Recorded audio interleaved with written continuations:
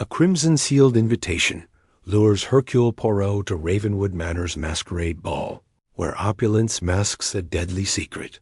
When Lord Ashbourne is found stabbed with a jeweled family dagger, a scream shatters the night. Who is the masked stranger? With the emerald ring? What does the burned letter signed C conceal? As Poirot unravels a web of blackmail, betrayal, and hidden passages, each clue, a shattered mask, a poisoned glass, a stolen painting, pulls him deeper into a conspiracy where everyone hides a motive.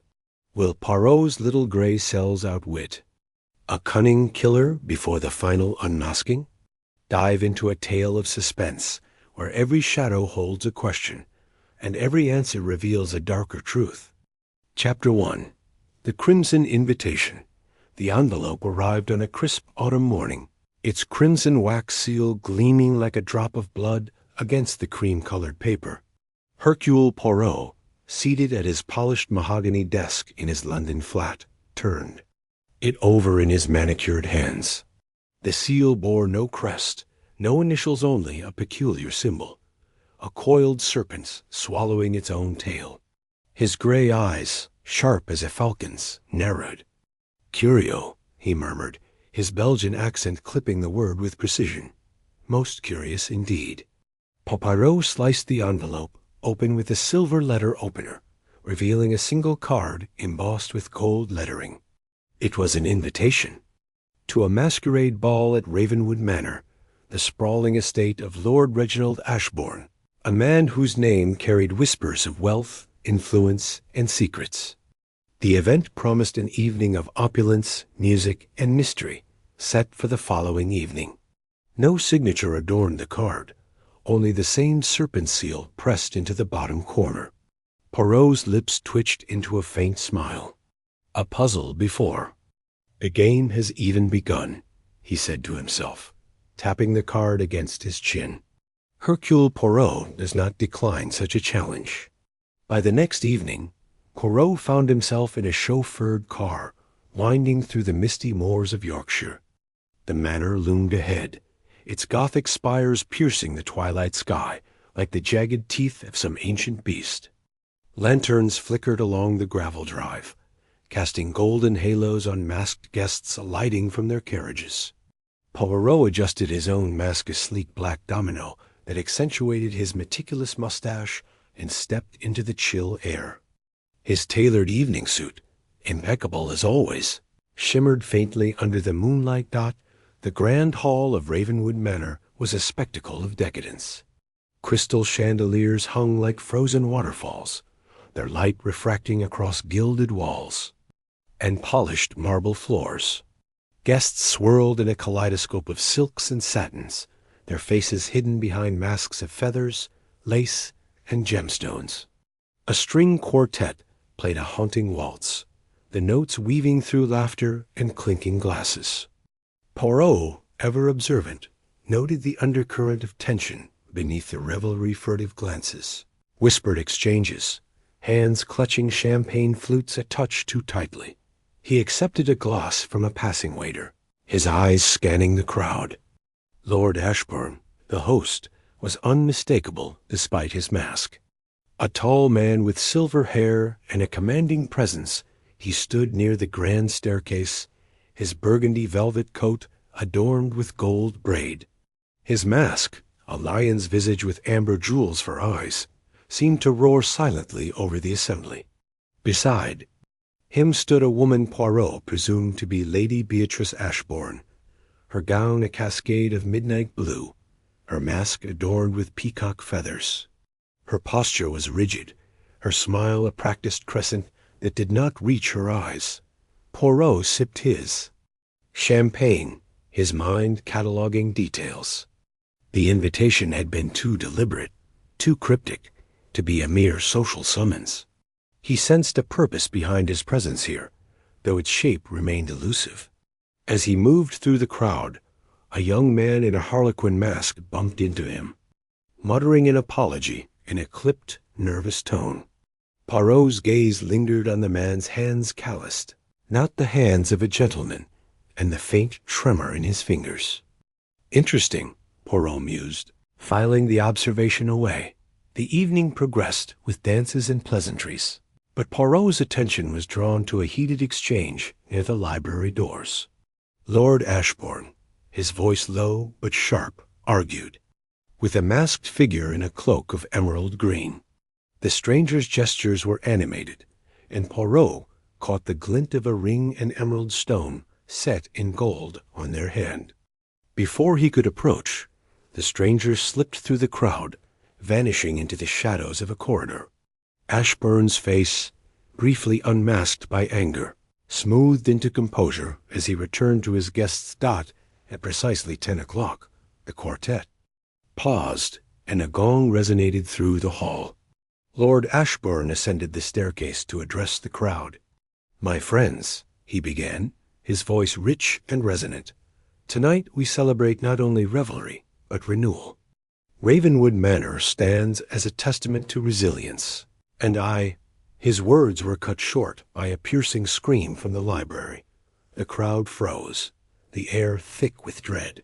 Poirot, his instincts alight, pushed through the throng, his small frame surprisingly agile. He reached the library first, the heavy oak doors ajar. Inside, the scene was grim. Lord Ashbourne lay slumped against a leather armchair, a jeweled dagger protruding from his chest. Blood stained his velvet coat, pooling on the Persian rug beneath. His lion mask lay shattered on the floor, his eyes staring blankly at the ceiling. Gasps and murmurs erupted as guests crowded the doorway.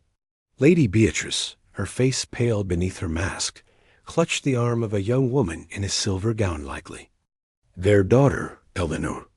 A man in a crimson cape, presumably their son Victor, stood rigid, his jaw clenched. Poirot knelt beside the body, his gloved fingers hovering over the dagger. Its hilt was encrusted with sapphires, a serpent motif curling around the grip, an Ashbourne family heirloom he recalled from a society column. "Mon Dieu," he whispered, "the plot thickens." He rose, addressing the crowd with calm authority. "Mesdames et messieurs, remain where you are.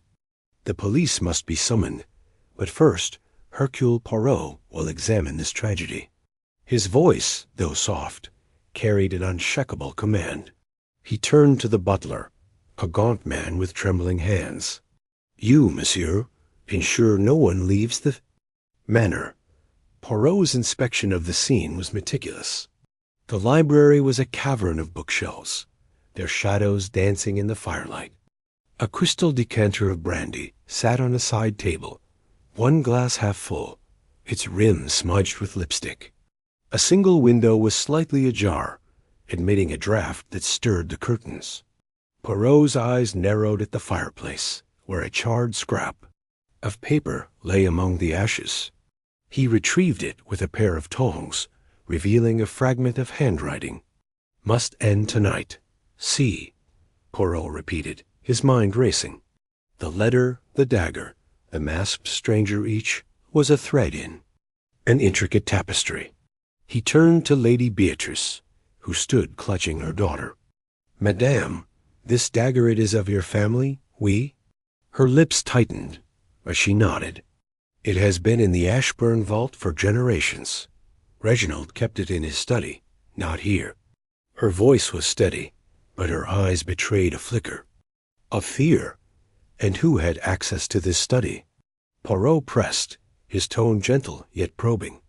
"Only the family," she replied, glancing at Victor and Eleanor. Victor's hands balled into fists, while Eleanor's gaze dropped to the floor, her fingers twisting a locket at her throat. Poirot's attention shifted to the crowd. The harlequin-masked man from earlier hovered at the edge, his posture tense. The waiter who had served Poirot's champagne stood nearby, his tray now empty, his eyes darting nervously. Poirot made a mental note to question both later. The police arrived within the hour, led by Inspector Harrow, a gruff man with a penchant for dismissing Poirot's methods. "A clear case of robbery gone wrong," Harrow declared, eyeing the dagger. "Some thief got greedy." Poirot's mustache twitched in disapproval. "None, Inspector. This is no crude theft. The dagger, the letter, the setting, they speak of intention, of intimacy. The killer is among us." Harrow scoffed, but allowed Poirot to continue his inquiries, knowing the detective's reputation. Poirot returned to the library, his mind reconstructing the scene. The lipstick on the glass suggested a woman's presence, yet the strength required to plunge the dagger pointed to a man or a woman of uncommon resolve. The charred letter hinted at a planned act, and the open window suggested an escape, though. The muddy ground outside bore no footprints dot as the guests were ushered to the drawing room for questioning. Poirot lingered, his eyes catching a glint beneath a bookshelf. He knelt, retrieving a single cufflink shaped like a serpent's head, matching the invitation seal. "Uh-huh," he murmured. The serpent coils tighter. The chapter drew to a close as Poirot stood alone in the library, the weight of the mystery settling around him. The dagger's origin narrowed the suspects to the Ashbourne family and their inner circle, but the letters C and the cufflinks suggested a deeper conspiracy. He straightened his tie, his resolve firm. "Hercule, Poirot will unravel this web," he vowed softly. "The truth it hides, but not for long." Chapter 2. Shadows of Secrets. The grand hall of Ravenwood Manor buzzed with the aftermath of tragedy. Crystal chandeliers cast fractured light across the polished marble floor, where guests milled about, their masks now discarded, their faces etched with unease.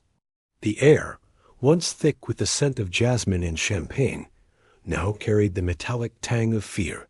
Hercule Poirot stood at the edge of the room, his keen eyes scanning the crowd, his mustache twitching slightly as his mind churned.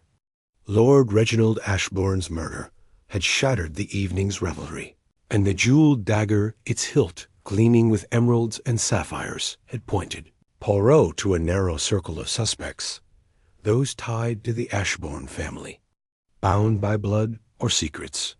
The library, where the body still lay under a white sheet, was sealed off by the local constable, a nervous man named Jenkins, who seemed ill-equipped for the gravity of the situation. Poirot had already noted the constable's trembling hands and the way his eyes darted toward the manor's shadowed corners. Jenkins was no match for the intricacy of this crime, but Poirot relished the challenge. His little gray cells, as he called them, were already weaving a tapestry of clues, each thread a whisper of motive or opportunity. He adjusted his pristine bow tie and made his way toward the Ashbourne family, who had gathered in a private drawing room at the manor's east wing. The room was a study in opulence, velvet drapes in deep burgundy, a mahogany table laden with untouched tea, and a fireplace crackling with logs that did little to warm the chill of suspicion. Lady Beatrice Ashbourne sat rigidly in a high-backed chair, her silver hair pulled into a severe bun, her black morning gown absorbing the firelight. Her son Victor paced near the window, his tailored suit rumpled, his fingers twitching as if itching to grasp something or someone. Eleanor, the daughter, stood by a bookshelf, her delicate frame half hidden in shadow, her fingers tracing the spine of a leather-bound volume. Each of them, Poirot noted, wore their grief like a mask, but beneath it something else flickered guilt. Perhaps, or fear. "Madame, Monsieur, Mademoiselle," Poirot began, his voice smooth but commanding. "The tragedy of Lord Ashbourne's death demands clarity. I, Hercule Poirot, will uncover the truth, but I require your cooperation. Tell me, if you please, where each of you was at the moment the scream pierced the night." Lady Beatrice's eyes, sharp as cut glass, met his. "I was in the ballroom, Monsieur Poirot, surrounded by guests. Surely you don't suspect me of such a barbaric act?" Her tone was icy, but Poirot caught the faintest quiver in her voice. Like a crack in porcelain, Victor stopped pacing, his hands clenching into fists. "I was on the terrace, getting some air. The ballroom was stifling. I didn't hear anything. Until the scream. His words came too quickly, and Poirot noted the way his left hand twitched, a nervous tic, perhaps, or a sign of something deeper. Eleanor's gaze remained fixed on the book in her hands, her voice barely above a whisper. I was in the conservatory, tending to the orchids. I needed a moment alone. Her fingers tightened around the book, and Poirot's eyes flicked to the locket dangling from her neck, half concealed by her lace collar. It was silver, ornate, and seemed to weigh heavier than its size suggested. Poirot nodded, his expression unreadable. Merci. I will verify these accounts, not Erlming. But tell me, what was Lord Ashbourne's state of mind this evening? Was he troubled? Did he speak of enemies? Lady Beatrice's lips tightened. Reginald was a man of many responsibilities. Running the estate, managing investments, he was always preoccupied. But enemies? No, he was respected. Her words were clipped, as if daring Poirot to challenge them. Victor snorted, a sound that drew a sharp glance from his mother. Respected? He was feared, mother. His business dealings weren't always clean. You know that. His voice carried a bitterness that intrigued Poirot. Eleanor flinched at her brother's words, her locket glinting as she shifted. Victor, don't, she murmured, but her protest was weak, as if she knew the truth in his words. Mustache twitched again. Monsieur Victor, you speak of unclean dealings. Elaborate, s'il vous plaît. Victor hesitated, his eyes darting to his mother. I only meant father was ruthless in business. He made enemies, that's all. I don't know specifics. His tic returned, more pronounced now, and Poirot filed it away for later scrutiny. Conversation was interrupted by a soft knock. A maid, her face pale, entered with a tray of fresh tea. As she set it down, Poirot noticed her glance toward Eleanor, a fleeting look of pity, or was it fear? The maid retreated quickly, but not before Poirot caught the tremble in her hands. Another thread to tug, he thought. After the family dispersed, claiming exhaustion, Poirot lingered in the drawing room. The fireplace drew his attention, its embers glowing faintly. Kneeling, he examined the grate and spotted a fragment of paper, charred at the edges, but still legible. With a handkerchief, he retrieved it, his eyes narrowing as he read the words. Must never know about C. The shame. Would ruin us. The handwriting was elegant, feminine, but the ink was smudged, as if written in haste. See, Poirot murmured, slipping the fragment into his pocket. A scandal, a secret, a name, this was the key. He was certain. The next morning, Poirot began his interviews in earnest. The Manor's staff buzzed with gossip, their whispers halting whenever he approached. He spoke first with Mrs. Clara Hawthorne, the housekeeper, a stout woman with a no-nonsense air. She confirmed Lady Beatrice's presence in the ballroom, but admitted she hadn't seen Victor or Eleanor during the critical hour. Miss Eleanor's been distant lately, Clara added, her voice low. Always in the conservatory, tending. Those flowers like they're her children. And that locket, she never takes it off. Poirot's interest sharpened. The locket, Madame Hawthorne. Describe it, if you please. It's silver, with a rose engraved on it. Old, I think. She clutches it when she's nervous, like it's a lifeline. Clara's eyes softened. Poor girl. This family's been through too much. Next, Poirot sought out the butler, Mr. Thomas Greaves, a man whose rigid posture and clipped speech suggested a military past.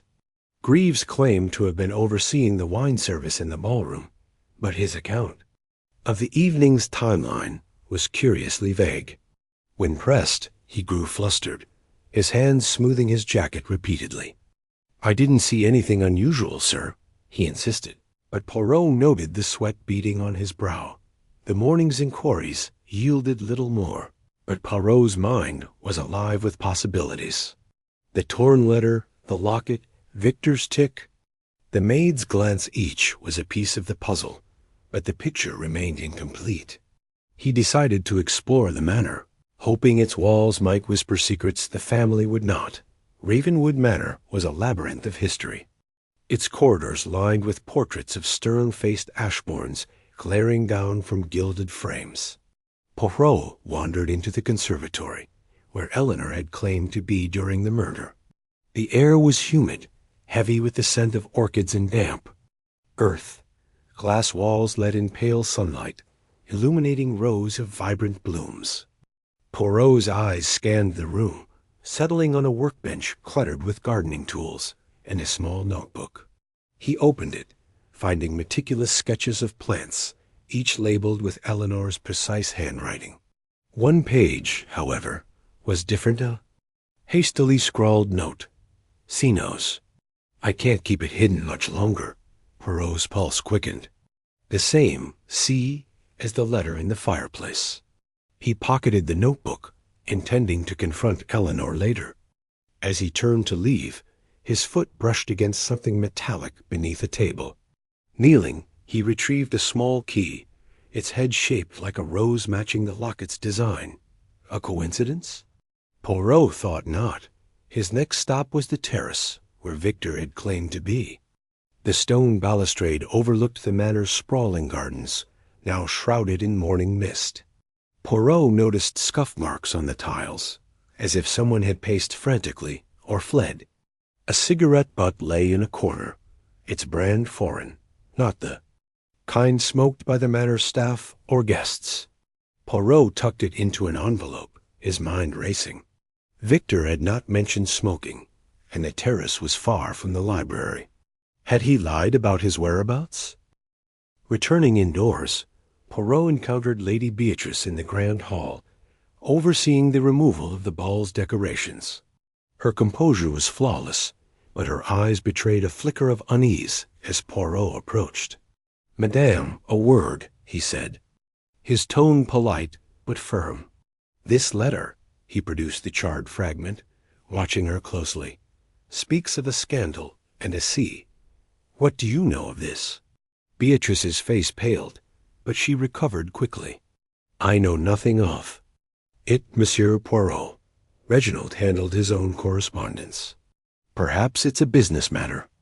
Her voice was steady, but her hands betrayed her, clutching the folds of her gown. Poirot nodded, feigning satisfaction. "Of course, madame. But secrets, they have a way of surfacing, non?" He bowed and left her, noting the way her gaze lingered. On him, as if measuring his intent, the day wore on, and Poirot's inquiries led him to the manor's library, now unguarded as the constable had been called away. The room was a sanctuary of knowledge, its shelves towering to the ceiling, its air thick with the scent of old leather and dust. The chalk outline of Lord Ashbourne's body marked the rug, the jeweled dagger now in police custody. Poirot examined the desk, finding a ledger filled with cryptic entries, sums of money, initials, dates. One entry caught his eye. C. 50,000, repaid in full, 1923. A debt, perhaps, or a bribe. As he closed the ledger, a faint creak drew his attention to the bookshelf. Running his fingers along the wood, he found a hidden catch. With a soft click, a section of the shelf swung inward, revealing a narrow passage.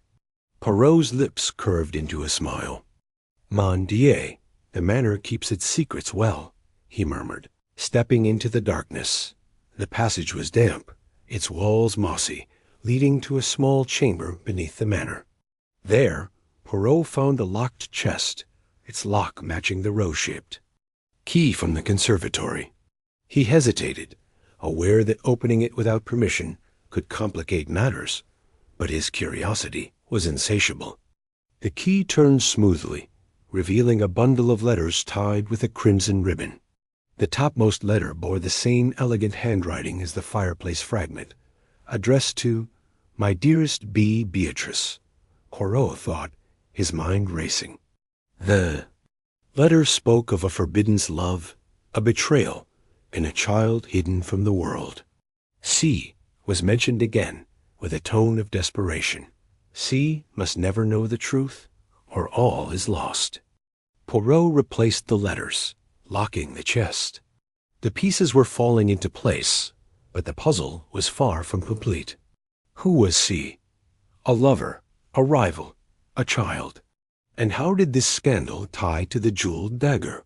He resolved to confront Eleanor about the locket and the notebook, suspecting she held the key to C's identity. That evening, Poirot found Eleanor in the conservatory, her hands buried in soil as she tended a wilting orchid. Her eyes were red, as if she'd been crying. "Mademoiselle," Poirot began gently, "your locket is most intriguing. May I see it?" Eleanor's hand flew to the locket, her face paling. It's nothing, monsieur. A family heirloom." Her voice trembled, and Poirot pressed further. "And this?" He produced the notebook, open to the scrawled note about C. Eleanor gasped, stepping back. "You cannot hide from the truth, mademoiselle. Who is C? And what secret do you guard?" Tears welled in her eyes. "I can't. I promised, mother." She broke off, fleeing the conservatory. Poirot let her go, knowing pursuit would yield nothing. Instead, he turned his attention to Victor, who was in the billiard room, nursing a brandy. The young man's tic was more pronounced now, his eyes bloodshot. "Monsieur Victor," Poirot said, entering without preamble, "you were not on the terrace, were you? This cigarette," he held up the envelope, "is not yours, yet it was found where you claim to be. Tell me the truth." Victor's glass trembled. I was there, I swear. I don't smoke that brand. Someone else must have been there." His voice cracked, and Poirot saw fear in his eyes, not just of discovery, but of something deeper. As the night deepened, Poirot sat in his guest room, the manor's silence pressing against him. The letter, the locket, the key, the cigarette, the ledger, the passage, all pointed to a web of deceit woven through the Ashbourne family. C was the linchpin, he was certain, the key to the motive behind Lord Ashbourne's murder. He resolved to uncover C's identity, confident that it would unravel the truth. The manor slept, but Poirot's little gray cells did not. Shadows of secrets danced in his mind, each clue a step closer to the killer's heart. Chapter 3. The masked stranger. The air in Ravenwood Manor hung thick with the scent of roses and suspicion. The grand masquerade ball, only hours ago a swirl of silks and laughter, now felt like a stage for a grim pantomime. Hercule Poirot stood in the grand foyer, his sharp eyes scanning the guests as they milled about, their masks no more a shield for secrets than a playful disguise. The scream that had shattered the evening still echoed in his mind, a stark reminder of the murder that had unfolded in the library. Lord Reginald Ashbourne, the manor's imposing patriarch, lay dead, a jeweled dagger plunged into his chest. The weapon, Poirot had deduced, was no mere prop. It was an Ashbourne family heirloom, its emerald-encrusted hilt glinting with a history as tangled as the crime itself. Poirot adjusted his bow tie, his mustache twitching as his little gray cells churned. The dagger's origin had narrowed the suspect pool to those closest to the victim family, trusted allies, or perhaps a bitter enemy cloaked in familiarity. But another figure had caught his attention, a masked stranger, glimpsed by several guests arguing heatedly with Ashbourne in the shadows of the ballroom before the fatal scream. The stranger's foreign accent and a distinctive emerald ring had been noted, fleeting details that Poirot now clutched like threads in a tapestry. Of deceit, who was this figure, and what had driven them to confront the lord of the manor? The answer, Poirot felt certain, lay at the heart of the mystery. The ballroom, still lit by chandeliers that cast golden pools across the parquet floor, buzzed with nervous whispers. Guests lingered, unsure whether to flee or stay, their eyes darting to Poirot as if he were both savior and inquisitor. He moved with purpose toward the library, where the body had been discreetly covered, but not yet removed.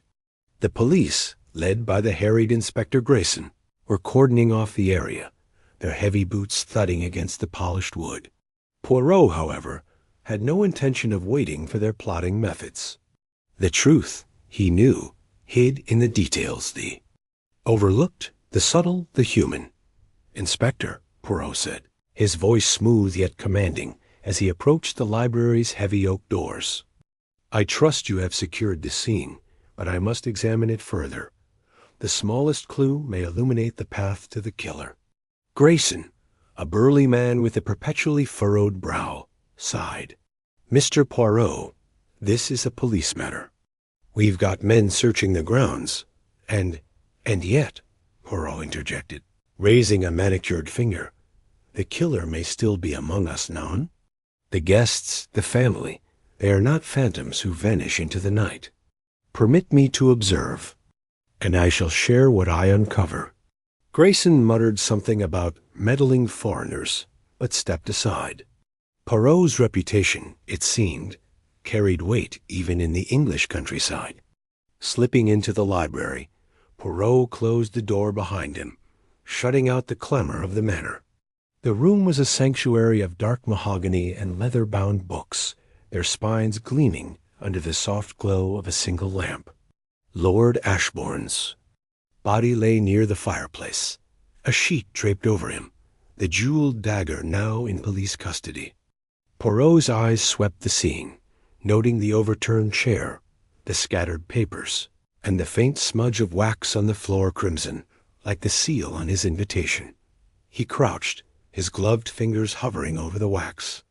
"Curious," he murmured. "A seal, perhaps, but not from a letter. A ring, Pater?" The emerald ring described by the witnesses flashed in his mind. Could the stranger have left this mark, a careless trace of their presence? Poirot straightened, his gaze drawn to the towering bookshelf behind the desk. Its edges were slightly misaligned, as if nudged by a hurried hand. He ran his fingers along the wood, feeling for irregularities. A faint click rewarded his persistence, and a section of the shelf swung inward, revealing a narrow passage cloaked in shadow. "Mon Dieu," Poirot whispered, his heart quickening. The passage was no mere architectural quirk. It was an escape route, a secret known only to those intimate with the manor's design. The killer, he surmised, had fled through here, avoiding the crowded ballroom. But to where? And why risk such a bold exit, unless they knew they could vanish undetected? Poirot stepped into the passage, his polished shoes echoing softly on the stone floor. The air was damp, tinged with the musty scent of old earth. A faint light flickered at the far end, where the passage opened into the manor's west wing. He emerged into a narrow corridor lined with portraits, their painted eyes seeming to follow his every move. The corridor led to a side exit, unguarded and half hidden by ivy. Outside, the night was crisp, the stars obscured by clouds rolling in from the moors. Poirot scanned the ground, spotting a faint footprint in the mud, a man's shoe, narrow and elegant, not the heavy tread of a groundskeeper or servant. He returned to the library, his mind racing. The masked stranger had argued with Ashbourne, fled through the passage, and left a trail that suggested purpose, not panic. But who was this figure? The emerald ring was the key, a beacon in the fog of deception. Poirot rejoined the guests in the ballroom, his presence drawing curious glances. He sought out Miss Clara Hawthorne, a sharp-eyed debutante who had mentioned the stranger's ring during her tearful account to the police. "Mademoiselle Hawthorne," Poirot said, bowing slightly, "you spoke of a man with an emerald ring." "We? Can you recall anything more his height, his manner, the tone of his voice?" Clara, her auburn curls framing a pale face, clutched her fan tightly. "He was tall, I think, and his voice. It wasn't English. Italian, perhaps, or Spanish." He sounded angry, but controlled, like he was trying not to shout. The ring was large, with a stone that caught the light. I only saw it because he gestured so wildly during his argument with Lord Ashbourne. Merci, mademoiselle. You have been most helpful. Poirot's eyes gleamed. An Italian accent, an emerald ring, and a heated exchange. The pieces were forming a picture, but it was incomplete. He needed a name, a face behind the mask. The night wore on, and Poirot moved. Among the guests, his questions subtle but relentless. A footman recalled the stranger's cloak, black with a silver clasp, while a dowager swore she'd heard the name Carlo whispered in the crowd. The name sparked a memory in Poirot's mind. A disgraced financier, Carlo Mancini, whose name had surfaced in London scandal sheets years ago.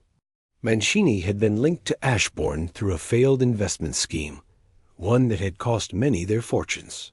Could he have come to Ravenwood seeking revenge?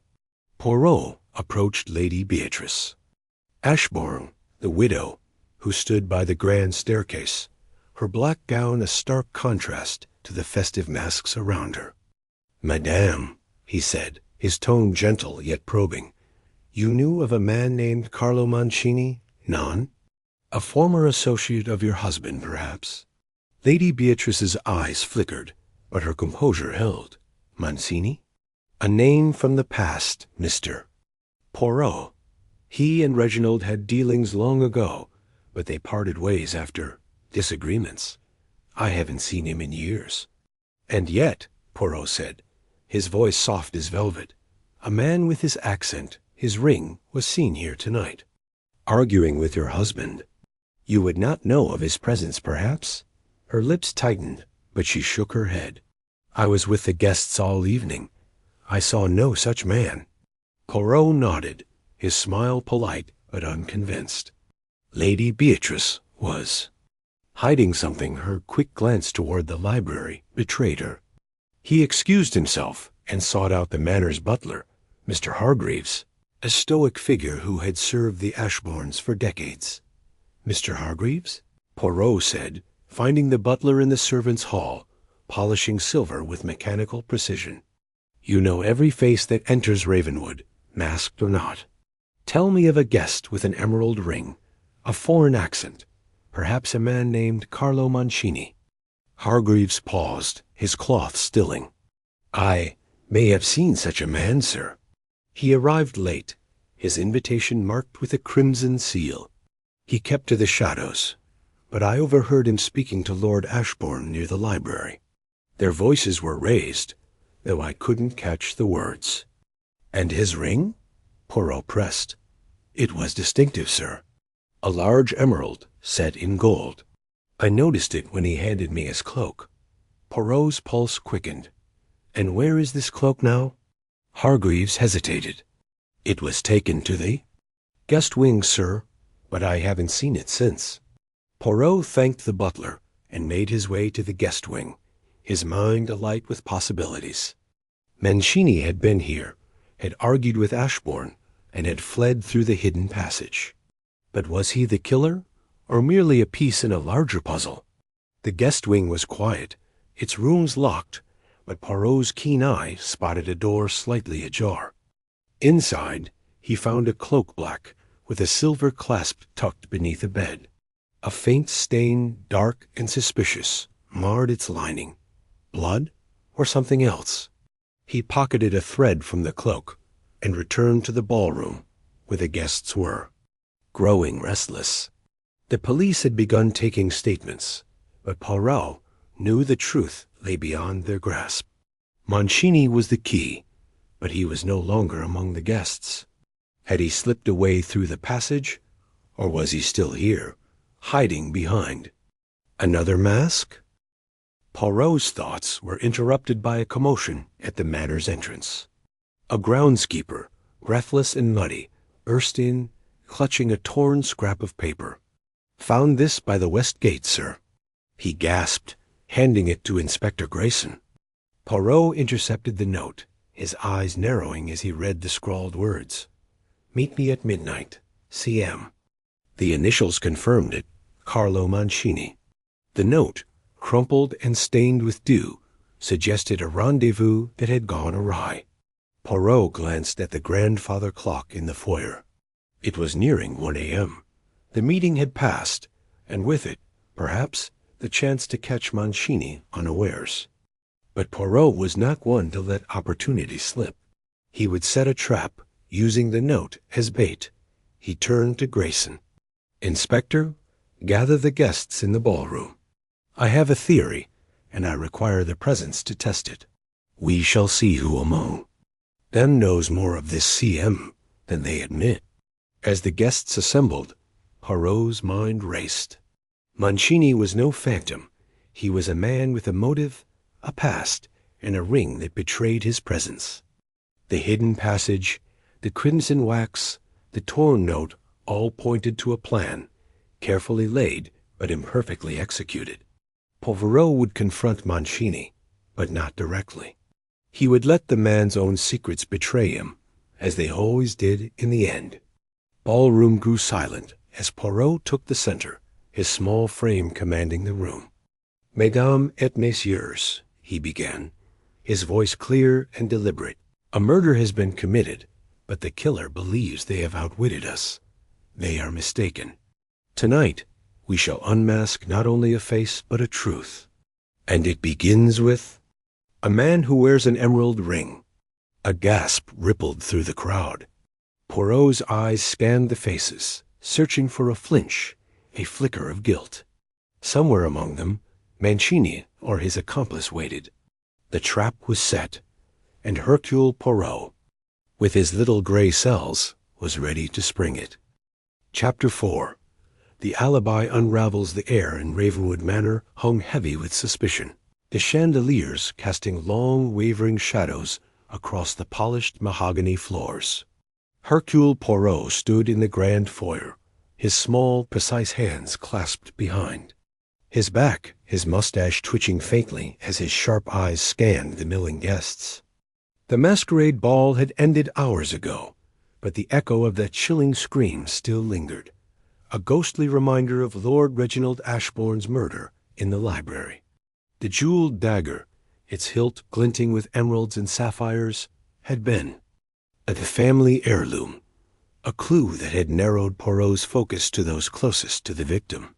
Now, as dawn crept through the tall windows, painting the manor in hues of gold and gray, Poirot's mind churned with the inconsistencies of the night. Masked stranger Carlo Mancini had become the pivot of his investigation. Witnesses had described the man's foreign accent Italian, perhaps with a lilting cadence and the unmistakable flash of an emerald ring on his left hand. The hidden passage behind the library bookshelf, discovered in the previous hours, suggested a calculated escape, but it was Mancini's claim of an alibi that intrigued Poirot most. The financier, disgraced in London's high society for a fraud scandal years prior, insisted he had left the ball before the murder, his departure vouched for by a waiter named Thomas Red. Yet, something in the waiter's demeanor too quick to confirm, too eager to please, had pricked Poirot's instincts. An alibi, he knew, was only as strong as its weakest link. Poirot adjusted his bow tie and made his way to the servants' quarters, where Thomas Reed was said to be resting after a long night. The narrow corridor smelled of polish and damp stone, a stark contrast to the opulence above. He knocked on a plain wooden door, and a young man, no older than 25, opened it. Thomas was lanky, with nervous eyes that darted like minnows. His livery was slightly askew, a button undone, as if he dressed in haste.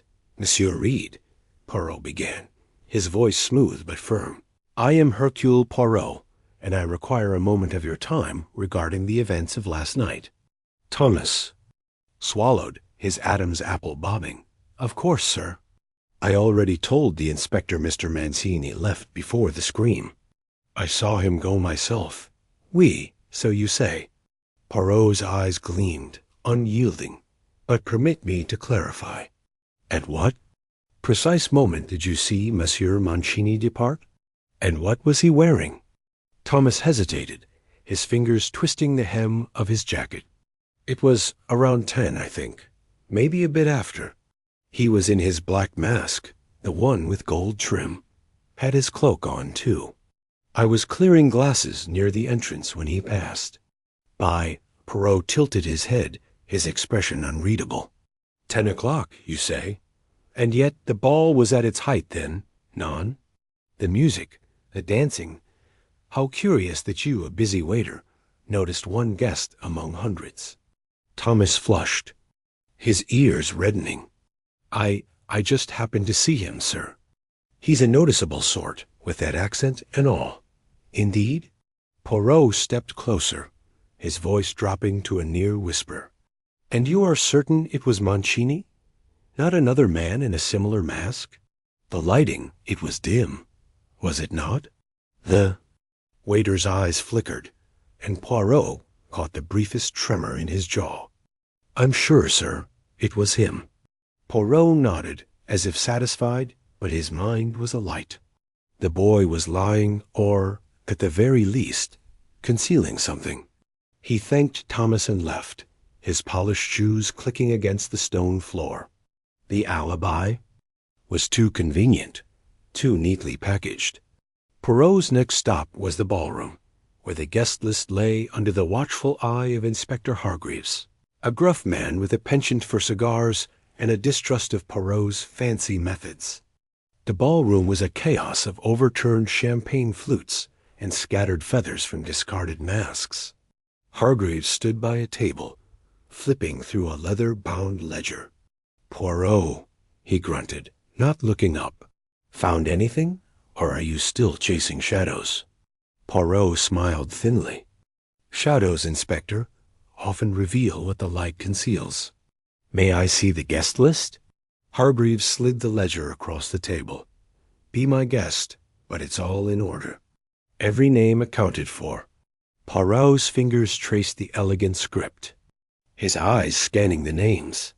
Mancini's was there, penned in black ink, but something caught his attention, a slight smudge, as if the ink had been applied with a different pen. He held the page to the light, noting the faint discrepancy in the stroke. This entry, he murmured, it is not like the others. The ink, it is fresher, non? Hargreaves squinted, then shrugged. So what? Someone added a name last minute. Happens at these fancy doss. Perhaps. Poirot's tone was mild, but his mind raced. A forged entry suggested intent, a deliberate attempt to place Mancini, or someone posing as him, at the ball. He needed more. Inspector, I require access to the guest rooms. There may be evidence. Hargreaves sighed, but waved him off. Fine, but don't go upsetting the toffs. They're already jittery. Poirot ascended the grand staircase, his steps deliberate. The guest wing was a labyrinth of oak-paneled doors, each adorned with brass numbers. He began with Mancini's. Assigned room, number 12, but found it pristine too pristine. The bed was untouched, the wardrobe empty save for a single silk scarf. Poirot's lips pursed. Mancini had not stayed the night, or so it seemed. But a man fleeing a murder scene would not leave a scarf behind. He moved to the adjacent rooms, his senses alert. In room 14, assigned to a minor noble who'd left early, Poirot noticed a faint smell acrid metallic. He followed it to a wardrobe, where, tucked behind a pile of linens, he found a black cloak. He lifted it carefully, and there, on the cuff, was a dark, unmistakable stain. Blood. Not fresh, but not old enough to have dried completely. He folded the cloak and tucked it under his arm, his heart quickening. This was no coincidence. Back, in the library, Poirot laid the cloak on a table, examining it under the light of a Tiffany lamp. The blood was concentrated on the right cuff, suggesting the wearer had wielded the dagger or been close to the act. He summoned Mancini, who arrived with an air of practiced nonchalance, his emerald ring glinting as he adjusted his cufflinks. Monsieur, Mancini, Poirot said, gesturing to the cloak. This was found in a guest room. It is yours, non? Mancini's smile faltered, but he recovered quickly. I left my cloak at the coat check, Monsieur Poirot. That cannot be mine. And yet, Poirot continued, his voice like velvet over steel, the stain suggests otherwise. Blood, monsieur, from the night of the murder. And your alibi? It is, how shall I say, fragile. Mancini's eyes narrowed. I told you, I left before the scream. Thomas saw me. You're barking up the wrong tree, detective. Poirot stepped closer, his gaze piercing. The guest list, monsieur, has been tampered with. Your name, it was added later. And this cloak, hidden so carefully, it tells a story you cannot deny. You were here when Lord Ashbourne died. Mancini's composure cracked, his hands clenching. I didn't kill him.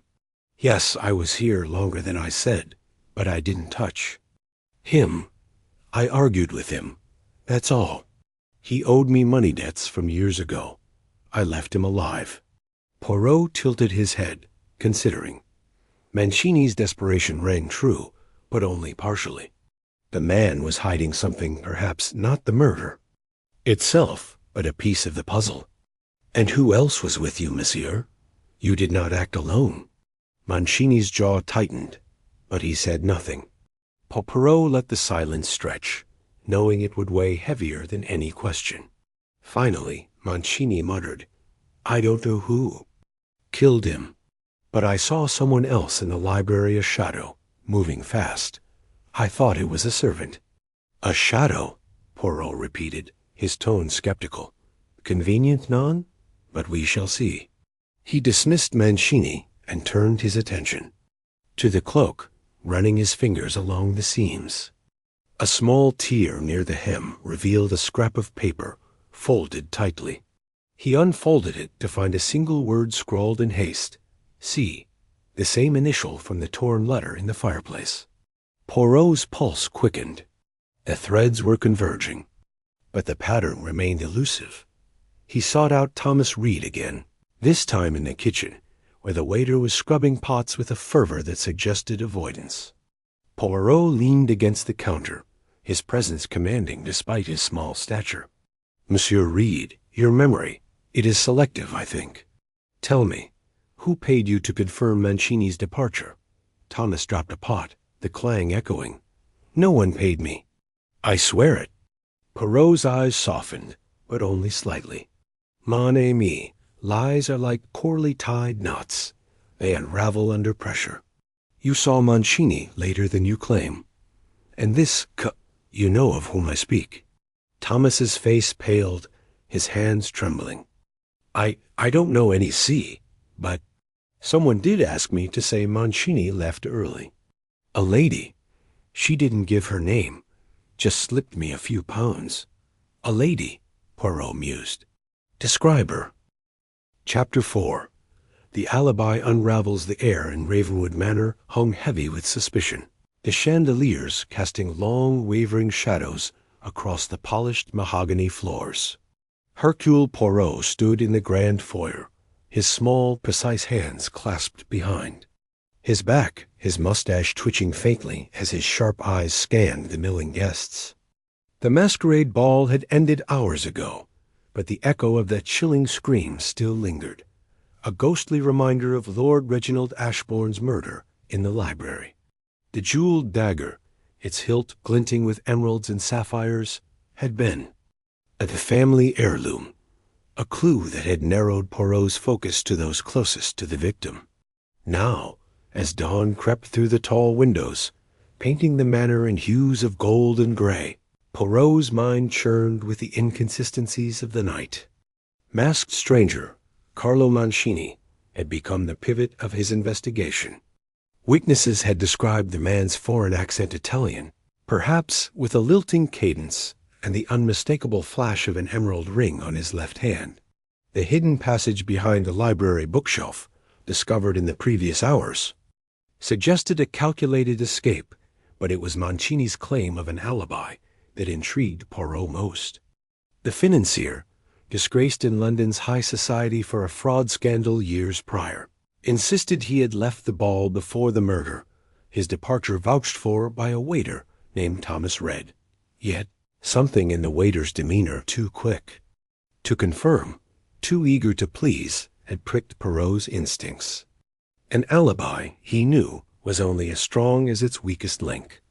Poirot adjusted his bow tie and made his way to the servants' quarters, where Thomas Reed was said to be resting after a long night. The narrow corridor smelled of polish and damp stone, a stark contrast to the opulence above. He knocked on a plain wooden door, and a young man, no older than 25, opened it. Thomas was lanky, with nervous eyes that darted like minnows. His livery was slightly askew, a button undone, as if he dressed in haste. "Monsieur Reed," Poirot began, his voice smooth but firm, "I am Hercule Poirot, and I require a moment of your time regarding the events of last night." Thomas swallowed, his Adam's apple bobbing. "Of course, sir. I already told the inspector Mr. Mancini left before the scream. I saw him go myself." "Oui, so you say." Poirot's eyes gleamed, unyielding. "But permit me to clarify. At what precise moment did you see Monsieur Mancini depart? And what was he wearing?" Thomas hesitated, his fingers twisting the hem of his jacket. "It was around 10, I think. Maybe a bit after. He was in his black mask, the one with gold trim. Had his cloak on, too. I was clearing glasses near the entrance when he passed." Poirot tilted his head, his expression unreadable. 10 o'clock, you say? And yet the ball was at its height then, non? The music, the dancing. How curious that you, a busy waiter, noticed one guest among hundreds." Thomas flushed, his ears reddening.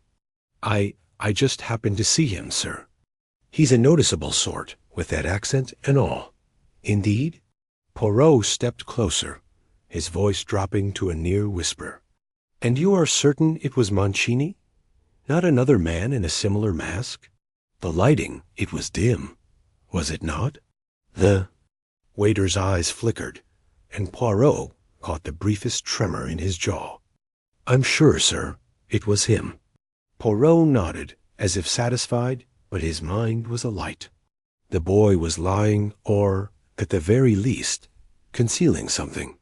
He thanked Thomas and left, his polished shoes clicking against the stone floor. The alibi was too convenient, too neatly packaged.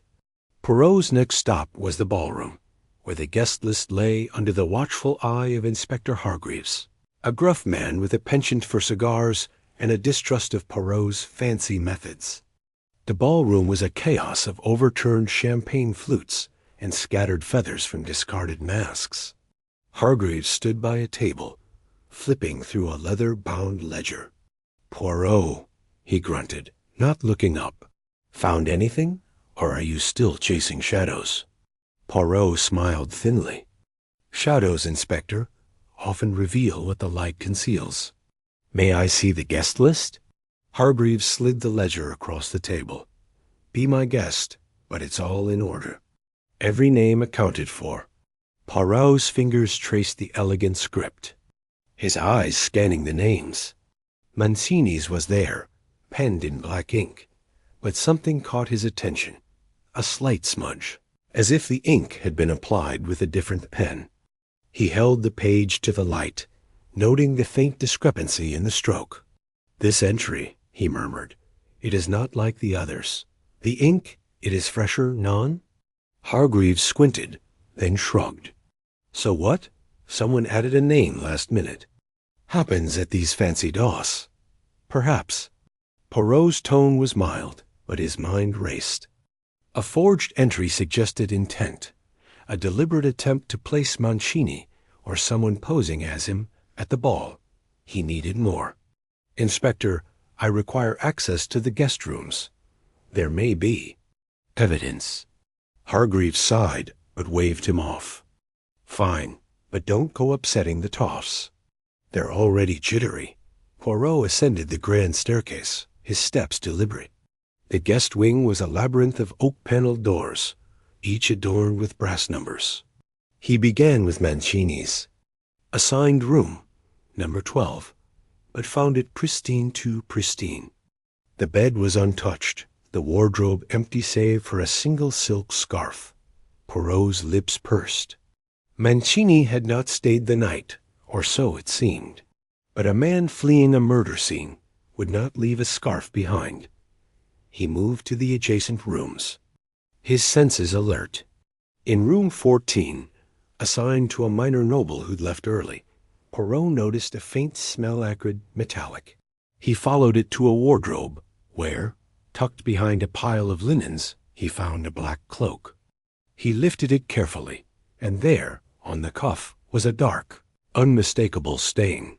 Blood. Not fresh, but not old enough to have dried completely. He folded the cloak and tucked it under his arm, his heart quickening. This was no coincidence. Back, in the library, Poirot laid the cloak on a table, examining it under the light of a Tiffany lamp. The blood was concentrated on the right cuff, suggesting the wearer had wielded the dagger or been close to the act. He summoned Mancini, who arrived with an air of practiced nonchalance, his emerald ring glinting as he adjusted his cufflinks. "Monsieur." "Mancini," Poirot said, gesturing to the cloak. "This was found in a guest room. It is yours, non?" Mancini's smile faltered, but he recovered quickly. "I left my cloak at the coat check, Monsieur Poirot. That cannot be mine." "And yet," Poirot continued, his voice like velvet over steel, "the stain suggests otherwise. Blood, monsieur, from the night of the murder. And your alibi, it is, how shall I say, fragile." Mancini's eyes narrowed. "I told you I left before the scream. Thomas saw me." "You're barking up the wrong tree, detective." Poirot stepped closer, his gaze piercing. "The guest list, monsieur, has been tampered with. Your name, it was added later. And this cloak, hidden so carefully, it tells a story you cannot deny. You were here when Lord Ashbourne died." Mancini's composure cracked, his hands clenching. "I didn't kill him." "Yes, I was here longer than I said, but I didn't touch him. I argued with him. That's all. He owed me money debts from years ago. I left him alive." Poirot tilted his head, considering. Mancini's desperation rang true, but only partially. The man was hiding something, perhaps not the murder itself, but a piece of the puzzle. "And who else was with you, monsieur? You did not act alone." Mancini's jaw tightened, but he said nothing. Poirot let the silence stretch, knowing it would weigh heavier than any question. Finally, Mancini muttered, "I don't know who killed him, but I saw someone else in the library, a shadow, moving fast. I thought it was a servant." "A shadow," Poirot repeated, his tone skeptical. "Convenient, non? But we shall see." He dismissed Mancini and turned his attention to the cloak, running his fingers along the seams. A small tear near the hem revealed a scrap of paper, folded tightly. He unfolded it to find a single word scrawled in haste, C, the same initial from the torn letter in the fireplace. Poirot's pulse quickened. The threads were converging, but the pattern remained elusive. He sought out Thomas Reed again, this time in the kitchen, where the waiter was scrubbing pots with a fervor that suggested avoidance. Poirot leaned against the counter, his presence commanding despite his small stature. "Monsieur Reed, your memory, it is selective, I think.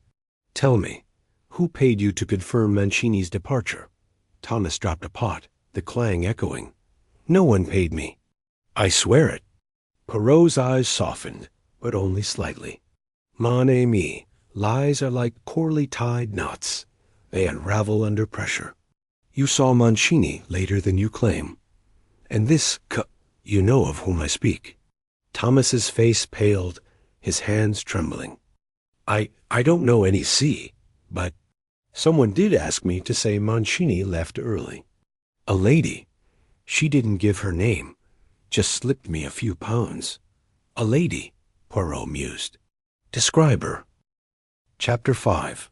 The Widow's Gambit. The air in Ravenwood Manor hung heavy with the scent of old roses and wax polish. A cloying perfume that seemed to cling to every velvet curtain and carved balustrade. Hercule Poirot, immaculate in his tailored suit, stood in the morning room, his mustache perfectly waxed, his sharp eyes scanning the delicate porcelain teacup in his hand, as though it might reveal the secrets of the universe. The room, bathed in pale sunlight, filtering through tall mullioned windows, was a study in restrained opulence. Gilded mirrors, a marble fireplace, and a grand piano that gleamed under a dustless sheen. Yet beneath this polished surface, Poirot sensed a current of unease, a tremor of secrets waiting to be unearthed. Lord Reginald Ashbourne's murder had cast a pall over the manor, and the guests, still reeling from the masquerade ball's grim finale, moved through the halls like shadows. Poirot's investigation had already peeled back layers of deceit. The jeweled dagger, a family heirloom. The masked stranger, Carlo Mancini, and the torn letter hinting at a scandal tied to the enigmatic sea. Now his focus turned to Lady Beatrice Ashbourne, the widow whose grief seemed as carefully curated as her elegant black mourning gown. Her confession of a financial dispute with her husband had piqued Poirot's curiosity, but it was the discovery of her secret correspondence with a private investigator that set his little gray cells ablaze. Poirot set the teacup down with a soft clink and adjusted his cufflinks. He had requested a private audience with Lady Beatrice, and she was due to arrive any moment. The morning room's door creaked open, and she entered, her posture regal despite the faint redness around her eyes. Her gown rustled as she crossed the room, her expression a delicate balance of sorrow and composure. "Monsieur Poirot," she said, her voice smooth but edged with caution. "You wish to speak with me?" "Oui, madame," Poirot replied, gesturing to a plush armchair. "Please, be seated. There are matters most delicate that require your insight." Beatrice sat, her hands folded in her lap, her sapphire ring catching the light. "I have told you all I know about Reginald's death. Our disagreements were private, but hardly motive for murder." Poirot inclined his head, his eyes never leaving her face. "And yet, madame, the truth is like a fine tapestry. Each thread must be examined to reveal the pattern. I have learned of your correspondence with a certain investigator, a Mr. Harold Grayson. This suggests, perhaps, that you sought to uncover something your husband wished to keep hidden?" Beatrice's lips parted, a flicker of surprise betraying her composure. "You are thorough, Monsieur Poirot." "Yes, I hired Mr. Grayson, but it was a personal matter, unrelated to Reginald's death." "Personal, yet pressing enough to require secrecy," Poirot mused, pacing slowly before the fireplace. "And then there is the matter of the handkerchief, embroidered with the letter C, found near the library. It matches the initial in a letter fragment I discovered, one that spoke of a scandal. Tell me, madame, who is C?" Beatrice's fingers tightened in her lap, the sapphire ring glinting as her hand trembled. "I don't know what you mean. The handkerchief could belong to anyone." "Non, non," Poirot said, raising a finger. "It is not so simple. The fabric is fine silk, the embroidery exquisite items of a lady of means. And the letter, it was written in a hand that suggests intimacy, urgency. Madame, I implore you, do not conceal the truth from Poirot. It will only delay justice." For a moment, silence stretched between them, broken only by the distant ticking of a grandfather clock. Beatrice's gaze drifted to the window, where the manicured gardens of Ravenwood Manor spread out like a green sea. When she spoke, her voice was low, almost a whisper. "Very well, Monsieur Poirot. I will tell you what I can, but you must understand I acted to protect my family, not to destroy it. She drew a deep breath. The C you speak of is Charles Warrington, a man from Reginald's past. Years ago, they were partners in a shipping venture, one that promised great wealth. But the venture failed, and Reginald blamed Charles, accusing him of embezzlement. Charles disappeared, disgraced, and Reginald rebuilt his fortune alone. Recently, I began to suspect Reginald was hiding something large sums of money vanishing from our accounts. Unexplained meetings. I hired Mr. Grayson to investigate, and he uncovered evidence that Charles had returned, seeking revenge. Poirot's eyes gleamed with interest. Revenge, you say? And this Charles, he was at the masquerade ball? I don't know, Beatrice admitted, her voice faltering. Grayson's last report mentioned a man matching Charles's description. In the village, but I never saw him at the ball. I swear, Monsieur Poirot, I had no hand in Reginald's death. I only wanted to protect our estate, our children. Poirot nodded, his expression unreadable. Your candor is appreciated, madame. But tell me, where is this Mr. Grayson now? His testimony could be most illuminating. Beatrice hesitated, her eyes darting to the door. He was staying at the Red Lion Inn in the village, but I haven't heard from him since the night of the ball. A chill ran through Poirot. The absence of a key witness was never a coincidence. Merci, madame. You have given me much to consider. I will trouble you no further for now. As Beatrice rose and glided from the room, Poirot's mind raced. Charles Warrington, a ghost from Ashbourne's past, now loomed large in the investigation. The handkerchief, the letter, Grayson's disappearance, each was a piece of the puzzle. But the picture remained maddeningly incomplete. Poirot resolved to visit the Red Lion Inn at once, but first he needed to confirm a suspicion that had taken root during Beatrice's confession. He crossed to the writing desk in the corner of A, the morning room, where a stack of stationery bore the Ashbourne crest. Pulling a magnifying glass from his pocket, he examined the paper closely, comparing it to the torn letter fragment he had recovered from the fireplace. The watermark was identical, confirming the letter had been written on manor stationery. But whose hand had penned it? Beatrice's confession suggested she was unaware of the letter's contents, yet her nervousness betrayed deeper knowledge. Poirot slipped the fragment into his pocket and headed for the door, his cane tapping a determined rhythm. The village of Ravenwood was a quaint cluster of stone cottages and cobblestone streets, nestled beneath rolling hills. The Red Lion Inn, a half-timber-bird building with ivy-clad walls, stood at the heart of the village, its sign creaking in the breeze. Poirot entered the inn's taproom, where a fire crackled in the hearth, and a handful of locals nursed pints of ale. The innkeeper, a stout man with a ruddy face, greeted him with a nod. "Good day, sir. What can I do for you?" "I am Hercule Poirot," he announced, his accent lending an air of authority. "I seek information about a guest, a Mr. Harold Grayson. I understand he was staying here." The innkeeper's smile faded. "Grayson, you say? He was here, but he cleared out 2 nights ago, right after the trouble up at the manor. Left in a hurry, didn't even settle his bill proper." Poirot's mustache twitched. Most curious. "Did he leave anything behind? Papers, perhaps? Or belongings?" The innkeeper scratched his chin. "Now you mention it, he did leave a satchel in his room. I was planning to send it on, but it's still upstairs. Want to take a look?"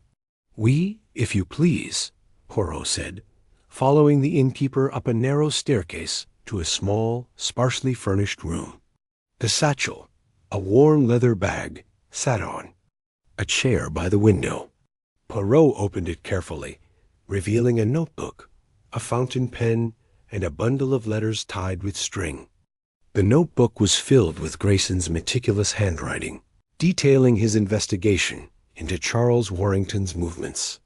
One entry, dated the night of the ball, caught Poirot's eye. "Met C.W. at the old mill, 9 p.m. He claims Ashbourne. Ruined him. Vows to reclaim what's his. Observed him entering manor grounds via East Gate. Suspect he attended ball in disguise. Poirot's pulse quickened. Charles Warrington had been at the ball, confirming Beatrice's fears. But why had Grayson vanished? The letters offered no immediate answers, but one, written in a feminine hand, bore the same crimson wax seal as Poirot's invitation to the ball. Breaking the seal, he read, "Mr. Grayson, your services are no longer required. Cease your inquiries, and leave Ravenwood at once. You will be compensated for your silence." Poirot's eyes narrowed. Beatrice had lied, or at least omitted a crucial truth. She had not only hired Grayson, but dismissed him abruptly, perhaps fearing what he had uncovered. Tucking the letter into his pocket, Poirot thanked the innkeeper and returned to the manor, his mind a whirlwind of possibilities. Back at Ravenwood, the afternoon sun cast long shadows across the grand hall. Poirot sought out the butler, Mr. Simmons, a gaunt man with a perpetually dour expression. "Monsieur Simmons," Poirot said, "a question, if I may. The night of the ball, did you notice any unfamiliar servants or deliverymen about the manor?" Simmons frowned, his brow furrowing. "Now that you mention it, sir, there was a chap delivering wine crates to the cellar just before the ball began. Didn't think much of it at the time, but he kept his cap low, like he didn't want to be seen." "And where are these crates now?" Poirot asked. "In the cellar, sir. Haven't been touched since." Poirot descended to the cellar, a cool, dimly lit labyrinth of stone arches and dusty bottles. The wine crates, stacked near the entrance, bore the label of a local vineyard. Using his cane to pry open a crate, Poirot found not bottles, but a bundle wrapped in oilcloth. Unwrapping it, he revealed a set of forged documents, passports, deeds, and banknotes, all in the name of Charles Warrington. Hidden among them was a photograph of a man in his 50s, with sharp features and a bitter smile. Charles, unmistakably. The discovery confirmed Warrington's presence and intent, but it raised more questions. Had Beatrice known of his plans? Was her dismissal of Grayson an attempt to protect Warrington or herself? Poirot's thoughts were interrupted by a soft footfall behind him. Turning, he saw Eleanor Ashbourne, her face pale, her hands clutching. "A shawl, Monsieur Poirot," she said, her voice trembling. "I didn't expect to find you here." "Nor I you, mademoiselle," Poirot replied, slipping the photograph into his pocket. "The cellar is an unusual place for a stroll, non?" Eleanor's eyes darted to the open crate. I came to fetch a bottle for Mother. She's been unwell since Father's death." Poirot studied her, noting the locket at her throat, the same one he had observed during their earlier interview. "Your concern for your mother is admirable, mademoiselle. Tell me, do you know a man named Charles Warrington?" Eleanor's breath caught, her fingers tightening on her shawl. "I've heard the name. Father mentioned him once, years ago." "Why do you ask?" "Curiosity, nothing more," Poirot said smoothly. "But perhaps you could assist me." "The locket. You wear it is most distinctive. May I see it?" Eleanor hesitated, then unclasped the locket and handed it to him. Inside was a miniature portrait of a woman, strikingly similar to Eleanor, and a man with the same sharp features as the photograph in Poirot's pocket. The inscription read, "To my darling E, forever yours." See, Poirot's heart raced, but he kept his expression neutral. "A beautiful keepsake, mademoiselle. This man, he is dear to you." "He was a friend of Mother's," Eleanor said quickly, taking the locket back. "It's all I have of her past. Please, Monsieur Poirot, don't think ill of her. She's suffered enough." Poirot nodded, his mind piecing together the fragments. Eleanor's locket linked Charles Warrington to Beatrice, not just as a business partner, but as something more intimate. The letter signed B, the handkerchief, The forged documents all pointed to a conspiracy deeper than Poirot had imagined. Beatrice's grief, it seemed, was a mask, and her gambit was to shield not only her family, but a man from her past as Eleanor hurried away. Poirot returned to the grand hall, where the guests were gathering for afternoon tea. Lady Beatrice sat at the head of the table, her face serene, but her eyes flickered with unease as Poirot approached. He took a seat opposite her, his smile polite but piercing. "Madame," he said, stirring his tea, "the game is afoot, is it not? You have played your cards well, but Poirot, he sees through the bluff. Charles Warrington is no mere ghost, and your efforts to silence Mr. Grayson suggest you know more than you claim." Beatrice's spoon clattered against her saucer, drawing curious glances from the other guests.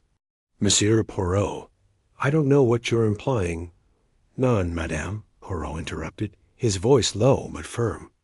"The time for pretense is past. The locket, the letter, the documents in the cellar, they tell a story of loyalty, betrayal, and perhaps love. I will find Charles Warrington, and when I do, the truth will be revealed. For now, I will shadow you as the hunter shadows the fox, until the final piece of this puzzle is mine." Beatrice's face drained of color, but she said nothing, her silence louder than any confession. Poirot rose, bowing slightly, and left the table, his cane tapping.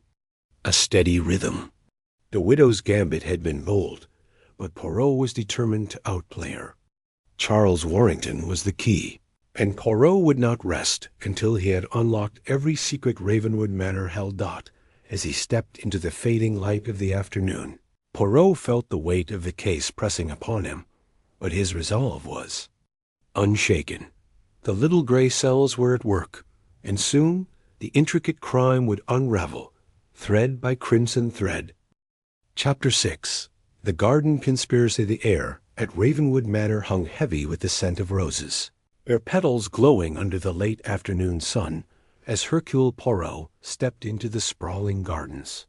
The manicured hedges and vibrant flower beds seemed a world apart from the grim events unfolding within the manor's walls.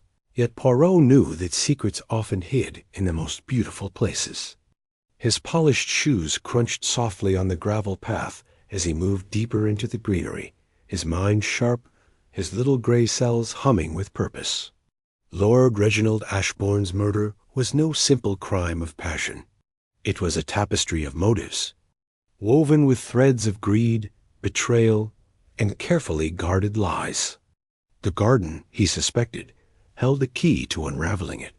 Earlier that day, Poirot had overheard a whispered exchange between Victor Ashbourne and his sister Eleanor in the library shadow, their voices low but urgent, the words painting. And debts had caught his ear, sparking a new line of inquiry.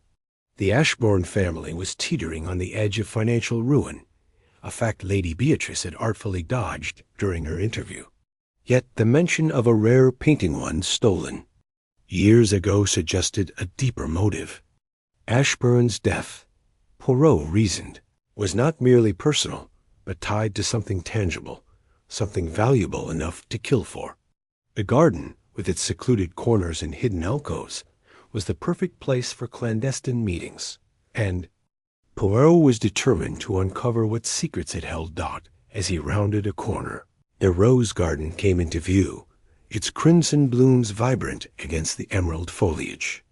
A faint rustle drew his attention to a stone bench tucked beneath an arbor, where Victor stood, his hands clasped tightly behind his back. Eleanor sat beside him, her fingers twisting the hem of her dress. Their heads were close, their voices barely audible, but Poirot's keen senses caught fragments of their conversation. "We can't let it fall apart," Victor hissed, his voice taut with desperation. "The painting is our only chance." Eleanor's eyes darted nervously. "But if he finds out, he's dead, Eleanor." Victor snapped, then lowered his voice as if remembering their surroundings. "Father's gone. We don't have to fear him anymore." But we need to move quickly. Poirot stepped back, concealing himself behind a thick yew hedge. His heart quickened not from fear, but from the thrill of discovery. The painting, he deduced, was not merely a family heirloom, but a bargaining chip, a stolen treasure that Lord Ashbourne had used to manipulate others. And who better to know its secrets than Carlo Mancini, the disgraced financier whose emerald ring had marked him as a suspect? Mancini's connection to Ashbourne's past was no coincidence, and now Victor and Eleanor's plotting suggested the painting was the linchpin of the murder. Poirot's thoughts were interrupted by the crunch of footsteps on gravel. A groundskeeper, his weathered face half hidden by a wide-brimmed hat, emerged from a nearby shed, a pair of pruning shears in hand. The man paused, glancing toward Victor and Eleanor, his expression unreadable. Poirot noted the groundskeeper's calloused hands and the faint limp in his gait, a man who knew the manor's secrets, perhaps better than its inhabitants. As Victor and Eleanor fell silent, the groundskeeper shuffled closer, his eyes narrowing. "Everything all right, Master Victor?" the groundskeeper asked, his voice rough but tinged with curiosity. Victor straightened, his face a mask of composure. "Fine, Thomas. Just discussing family matters." Thomas nodded slowly, his gaze lingering on Eleanor, who avoided his eyes. "Aye, gardens hear a lot of family matters, don't they?" He tipped his hat and moved off, but Poirot caught the faintest smirk on the man's lips. Thomas, it seemed, was more than a mere servant. He was a witness, perhaps even a player in this deadly game. Poirot waited until Victor and Eleanor retreated toward the manor before approaching the groundskeeper.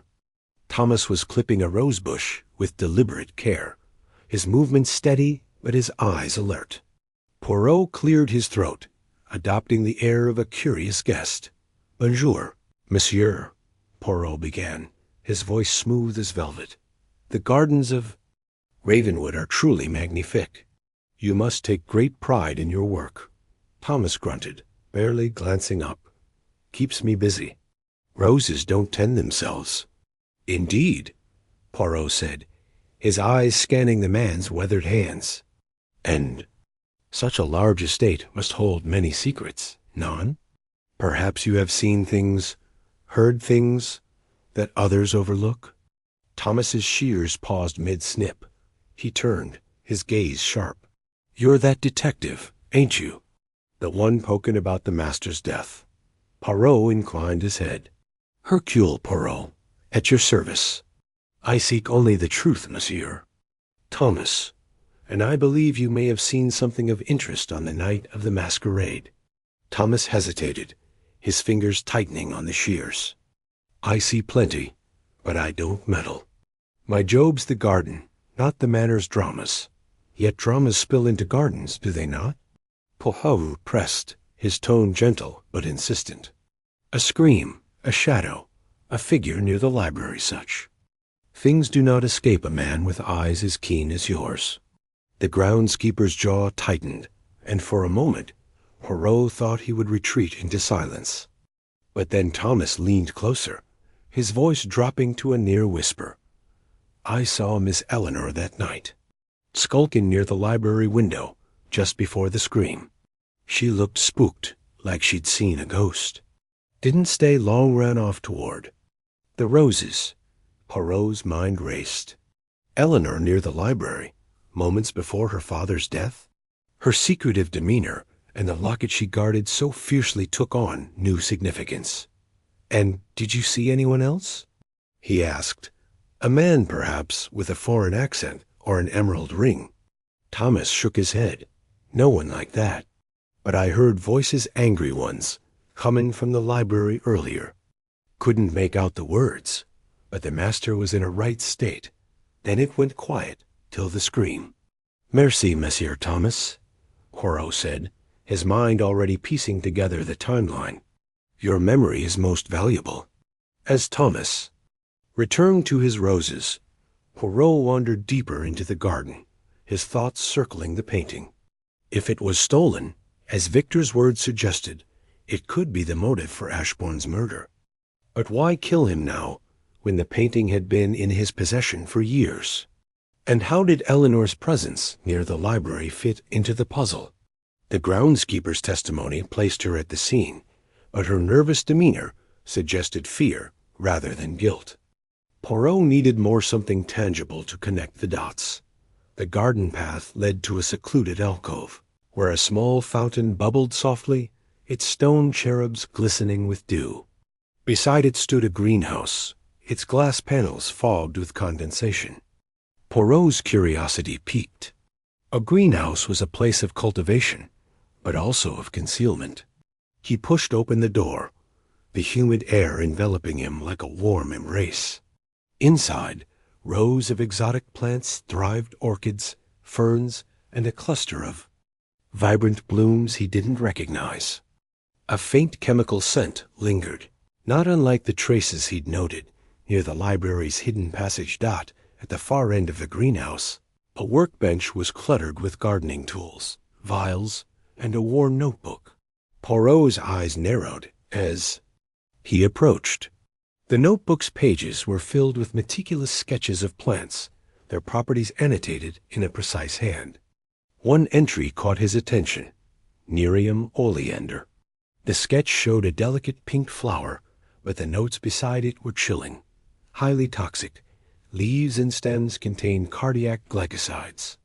Lethal in small doses. Poirot's pulse quickened. Poison. The jeweled dagger in Ashbourne's chest had drawn all attention. But what if the true method of death was subtler, more insidious? He flipped through the notebook, finding more entries on toxic plants: belladonna, foxglove, hemlock. The handwriting was feminine, with elegant loops and flourishes. Eleanor's, perhaps. Her secretive nature and her presence near the library made her a compelling suspect, yet Poirot hesitated. A young woman cultivating poison was intriguing, but it lacked the elegance of motive he sought. The painting, the debts, Mancini's involvement, these were the threads that bound the crime together. Poirot hesitated. A young woman cultivating poison was intriguing, but it lacked the elegance of motive he sought. The painting, the debts, Mancini's involvement, these were the threads that bound the crime together. As Poirot closed the notebook, a soft creak startled him. He turned to see Eleanor herself standing in the doorway, her face pale, her eyes wide with alarm. "Monsieur Poirot," she stammered, clutching her locket. "What are you doing here?" Poirot smiled, his demeanor calm but his mind alert. "Mademoiselle Eleanor, I admire the beauty of your greenhouse. Such a passion for plants is rare, non? But I wonder, do all your flowers bloom with such deadly potential?" Her lips parted, but no words came. She took a step back, her fingers tightening around the locket. I don't know what you mean." "Oh, but I think you do," Poirot said, stepping closer. "The oleander, the belladonna, these are not mere decorations. And your presence near the library on the night of your father's death. It is most curious, is it not?" Eleanor's eyes filled with tears, but her voice held a note of defiance. "I didn't kill him. I swear it. I was there, yes, but only because I heard him arguing. I thought he was in danger." "With whom was he arguing?" Poirot asked, his tone gentle but unyielding. She hesitated, her gaze darting to the notebook. "I don't know. A man." His voice was low, angry. "I couldn't see his face. I ran because I was afraid." Poirot studied her, noting the tremor in her hands, the way her eyes avoided his. She was telling the truth, or part of it. But the locket, the painting, the poison, there was more to her story. "Mademoiselle," he said, "the truth is like a rose. It is beautiful, but it has thorns. If you wish to protect yourself, you must trust Hercule Poirot." Eleanor's shoulders slumped, and for a moment he thought she would confess. But then her expression hardened. "I've told you all I know. Leave me alone." She turned and fled, her footsteps echoing on the gravel path. Poirot let her go, his mind already turning to the painting. If it was hidden in the manor, it could confirm Victor and Eleanor's motives, and perhaps reveal Mancini's role. He returned to the manor, his steps purposeful. The rose garden had given him a clue, but the greenhouse had opened a new door. Poison, a stolen painting, a family on the brink. The pieces were falling into place, but the picture was far from complete. Inside the manor, Poirot sought out the butler, Mr. Grayson, a stoic man whose impeccable service masked a wealth of knowledge. "Monsieur Grayson," Poirot said, finding him polishing silver in the dining hall, "I require information about a painting. A rare one, perhaps hidden within Ravenwood.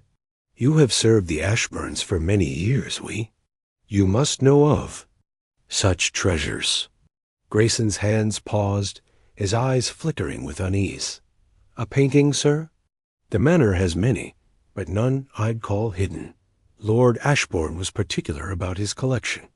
"Particular, yes," Poirot said, his tone probing. "And yet I hear whispers of a stolen work, a piece of great value, tied to the family's fortunes. Surely a man of your observance has noticed something?" Grayson set down the silver, his voice low. "There was talk, years ago, of a painting Lord Ashbourne acquired, unconventionally. A Renaissance piece, small but priceless. He kept it in his study, behind a false panel. But I haven't seen it in years." "A false panel," Poirot repeated, his eyes gleaming. "Most interesting. And where is this study, Monsieur Grayson?" "Second floor, east wing," Grayson sighed reluctantly. "But the room's been locked since his lordship's death. Only Lady Beatrice has the key." "Merci," Poirot said, already moving toward the stairs. The study was his next destination, but he couldn't shake the image of Eleanor's fear, Thomas's knowing smirk, or the toxic plants in the greenhouse. The painting was the key, but the poison hinted at a darker truth, one that could shift the entire investigation. The east wing was quiet, its corridors lined with portraits of stern-faced Ashbournes. Poirot found the study door, its heavy oak unyielding. He tested the handle, confirming it was locked. A quick glance revealed no keyhole tampering, but the faint scuff marks on the floor suggested recent activity. Someone had been here, and not long ago.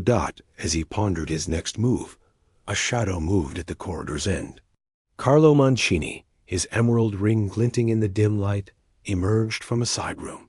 His face was calm, but his eyes held a predator's wariness. "Monsieur Poirot," he said, his Italian accent smooth, "you seem to have a habit of appearing where you're least expected." "And you, Monsieur Mancini," Poirot replied, "have a habit of being where secrets are kept. Tell me, what brings you to the East Wing at this hour?" Mancini smiled, but it didn't reach his eyes, merely exploring. "Ravenwood is a fascinating place, full of history." "History, oui," Poirot said, stepping closer. "And perhaps a painting? One that ties you to Lord Ashbourne's past you claim to have left behind." Mancini's smile faltered, but he recovered quickly. "You're fishing, Poirot. I know nothing of paintings. My business with Ashbourne was personal, not artistic." "Personal enough to argue with him on the night he died?"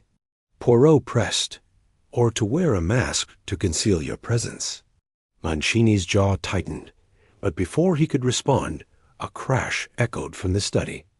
Poirot spun toward the sound, his senses alert.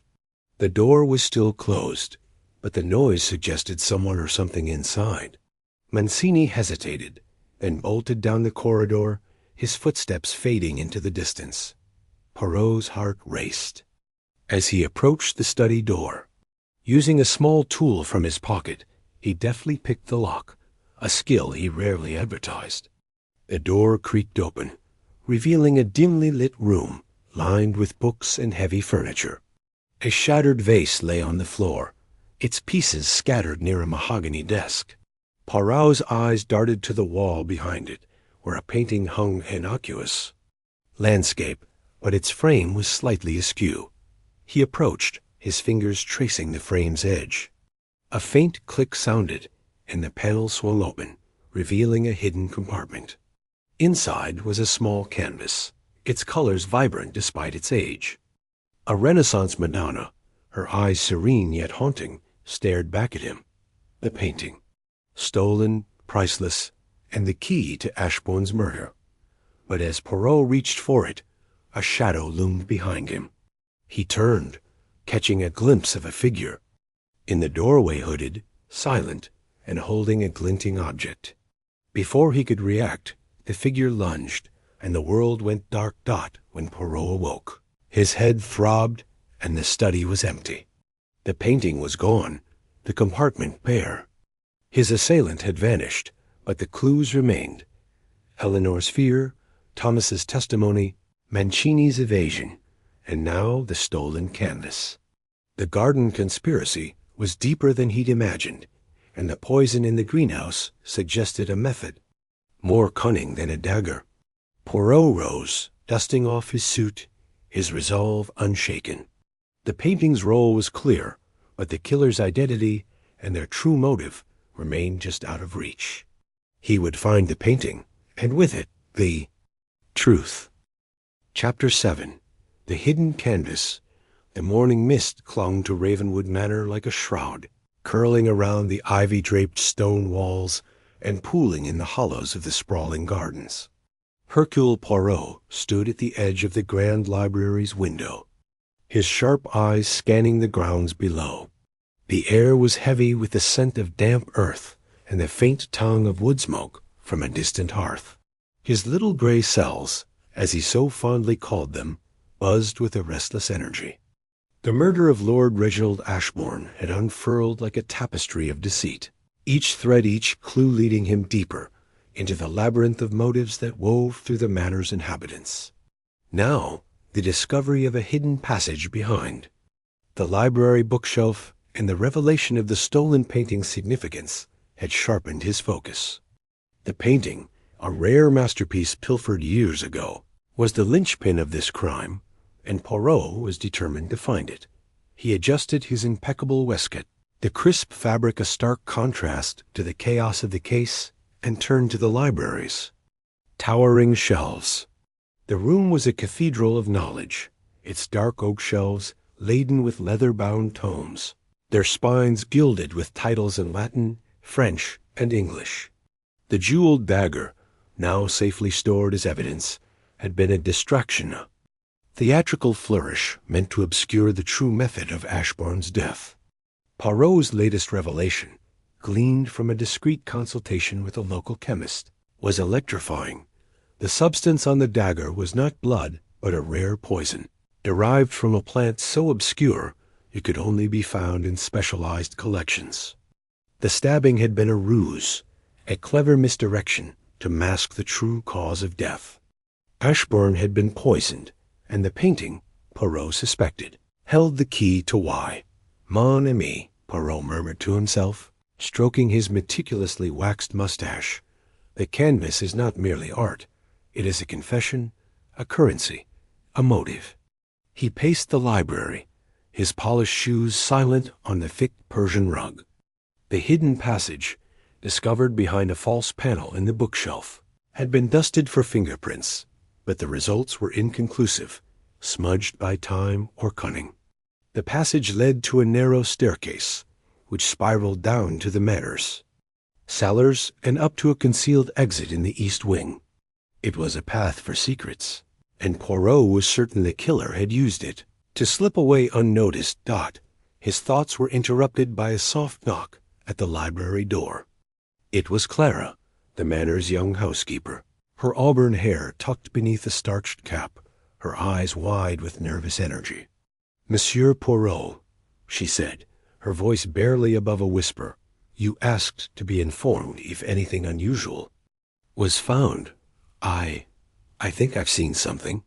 Poirot's gaze sharpened, though his smile was gentle. "Speak, mademoiselle. What have you seen?" Clara hesitated, glancing over her shoulder as if the walls themselves might betray her. "It was last night, sir, when I was tidying the east wing. I saw Miss Eleanor. She was in the portrait gallery." "Near the old safe?" "She was." "Well, she was tampering with it, sir?" "I didn't think much of it at the time, but after what you said about the painting—" Poirot's eyes gleamed. "The portrait gallery, you say? And this safe, describe it to me, si vous plaît." "It's hidden behind a painting of Lord Ashbourne's great-grandfather," Clara said, twisting her apron in her hands. "It's old, sir, with a brass dial and a crest etched into it. I only noticed because Miss Eleanor was muttering to herself, like she was trying to remember." "A combination." "Merci, mademoiselle," Poirot said, dismissing her with a nod. "You have done well to tell me this." As Clara scurried away, Poirot's mind raced. Eleanor Ashbourne, the secretive daughter with her locket and her guarded glances, had been near the library on the night of the murder. Now she was meddling with a safe that might conceal the very painting that tied this case together. The threads were converging, and Poirot felt the thrill of the chase. He made his way to the portrait gallery, a long, dimly lit hall lined with stern-faced Ashbournes staring down from gilded frames. The air was cooler here, the silence broken only by the distant ticking of a grandfather clock. Poirot's eyes scanned the portraits, each one a monument to the family's legacy, until he found the one Clara had described, a dour patriarch in a powdered wig, his hand resting on a globe. The painting was slightly askew, as if recently disturbed. Poirot stepped closer, his fingers brushing the frame's edge. With a gentle push, the canvas swung outward, revealing a heavy iron safe embedded in the wall. "Voilà," Poirot whispered, his heart quickening.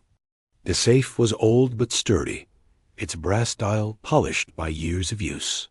The crest etched into its surface matched the Ashbourne family seal, a raven clutching a rose. Poirot examined the dial, noting faint scratches around the numbers, suggesting recent attempts to open it. He had no combination, but his intuition told him Eleanor held the key, not just to the safe, but to the murder itself. He was about to test the dial when footsteps echoed behind him. Turning, he saw Victor Ashbourne, the ambitious son, striding into the gallery. Victor's face was pale, his tie slightly loosened, a stark contrast to his usual polished demeanor. "Monsieur Poirot," he said, his voice clipped, "what are you doing here?" Poirot's smile was disarming. "Merely admiring the artistry of your ancestors, Monsieur Victor." "And you? What brings you to this gallery at such an hour?" Victor's eyes flicked to the open painting, then back to Poirot. I was looking for Eleanor. She's been acting strangely since Father's death. I thought she might be here." "Indeed," Poirot said, his tone light but probing. "And do you know of this safe, mon ami? It seems to hold secrets your sister is most eager to uncover." Victor's jaw tightened, and Poirot noted the faint tremor in his hands. "That old thing? It's been there for generations. Father used it for private documents, nothing more." "Nothing more?" Poirot tilted his head, his eyes narrowing. "Yet it is curious, is it not, that Mademoiselle Eleanor was seen here last night, attempting to open it? Perhaps she seeks something of value. A painting, perhaps?" Victor's composure faltered, his fingers twitching toward his pocket. "Painting? I don't know what you're talking about, Poirot." "You're chasing shadows." "Shadows, Monsieur Victor, often conceal the truth," Poirot replied, his voice soft but unyielding. "Tell me, what do you know of the stolen masterpiece your father used as leverage over Carlo Mancini?" Victor froze, his eyes darting to the safe. For a moment, Poirot thought he might bolt, but instead, Victor let out a bitter laugh. "You're clever, aren't you? Always poking, always prying. Fine. Yes, there's a painting. Father acquired it years ago, some Renaissance piece, worth a fortune. He never told us where he kept it, only that it was his insurance against ruin. But I swear, I don't know where it is." Poirot studied him, noting the sweat beading on his brow despite the cool air.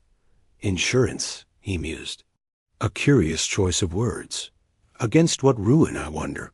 The debts you and Mademoiselle Eleanor discussed in the rose garden, perhaps? Victor's." Face drained of color. "You were listening?"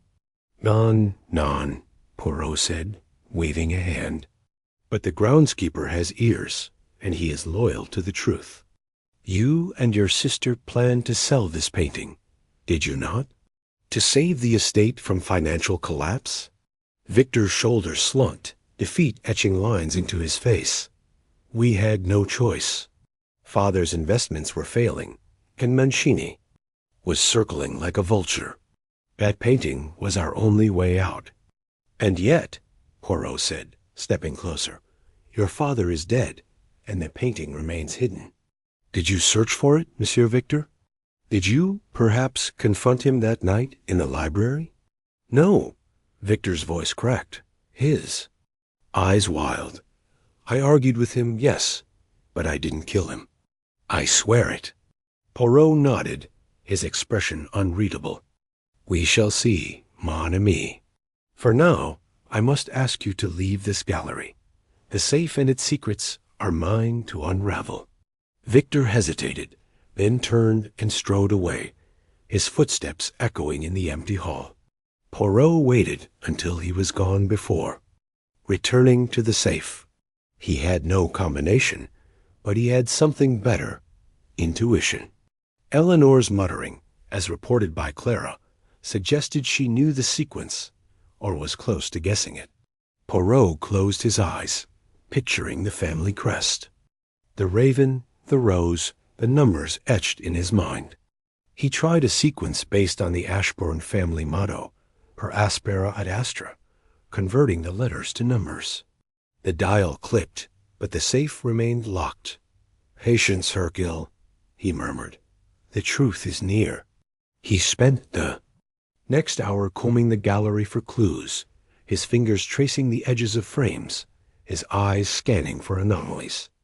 It was behind a smaller portrait, one of a young girl with Eleanor's eyes, that he found it, a scrap of paper tucked into the frame's backing. The paper bore a series of numbers 71422128 and a single word: Rosa. Poirot's heart leapt. The rose, the family crest, the painting. It was all connected. Returning to the safe, he entered the combination. The dial turned smoothly, and with a soft click, the door swung open.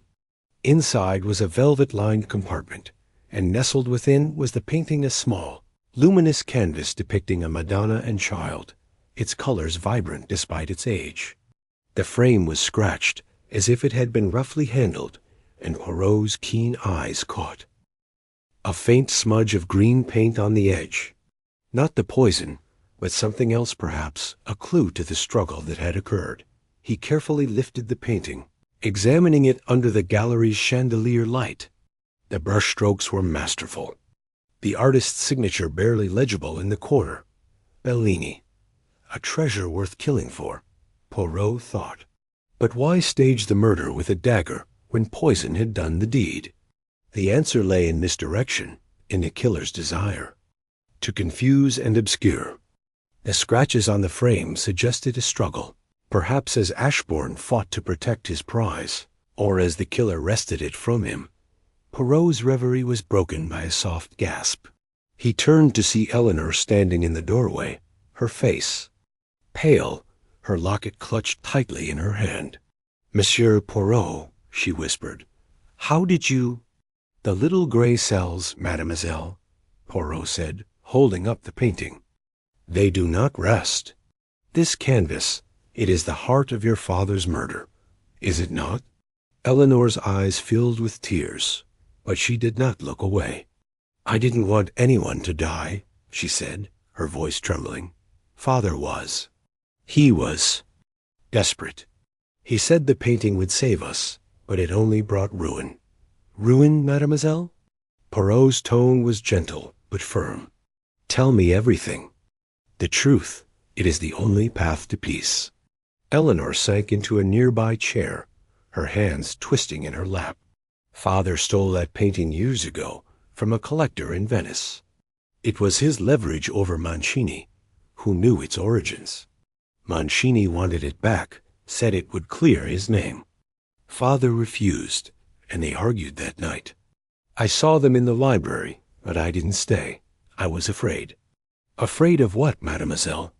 Poirot pressed, his eyes never leaving her face. Of everything, Eleanor said, her voice breaking. Of Father's anger, of Mancini's threats, of the debts that were drowning us. I knew about the poison. He kept it in the greenhouse for his experiments. But I didn't know. I didn't know someone would use it. Poirot nodded, his mind racing. The poison, the painting, the passage, all pieces of a puzzle that was nearly complete. Eleanor's confession confirmed the painting's role, but the poison's presence shifted the narrative. The killer had intended to obscure the method, to make the murder appear as a crime of passion rather than a calculated act. But who had access to the greenhouse? Who knew of the poison's existence? Merci, mademoiselle, Poirot said, his voice softening. You have been most helpful. But tell me, who else knew of this safe? Who else might have sought the painting? Eleanor hesitated, then whispered, Victor. He's been obsessed with saving the estate. He said we could sell the painting and start over, but he wouldn't. He couldn't. Poirot raised a hand, silencing her. The truth, mademoiselle, will reveal itself. For now, I must ask you to say nothing of this painting. It is evidence, and its discovery must remain our secret. Eleanor nodded, tears streaming down her face, and Poirot escorted her from the gallery. As he returned the painting to the safe, locking it with a new combination of his own devising, he felt the weight of the case pressing down on him. The poison was the key, and its source lay in the greenhouse. Victor's knowledge of botany, Eleanor's experiments, Beatrice's secrets, all were threads in the tapestry. But the final knot, the killer's identity, remained just out of reach. He stepped into the corridor, the manor's silence oppressive. The painting was secure, but the truth was not.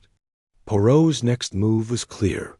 He would visit the greenhouse, trace the poison's origin, and confront the family with the evidence he had gathered. The killer had been clever, but Hercule Poirot was cleverer still. With a determined nod, he set off toward the gardens. His little gray cells alight with purple dot, the greenhouse loomed ahead, its glass panels glinting in the morning sun. Inside, Poirot found rows of exotic plants, their leaves glistening with dew. A faint, bitter scent hung in the air, the scent of the poison, he was certain. As he examined a cluster of delicate white flowers, their petals streaked with purple, he heard a rustle behind him.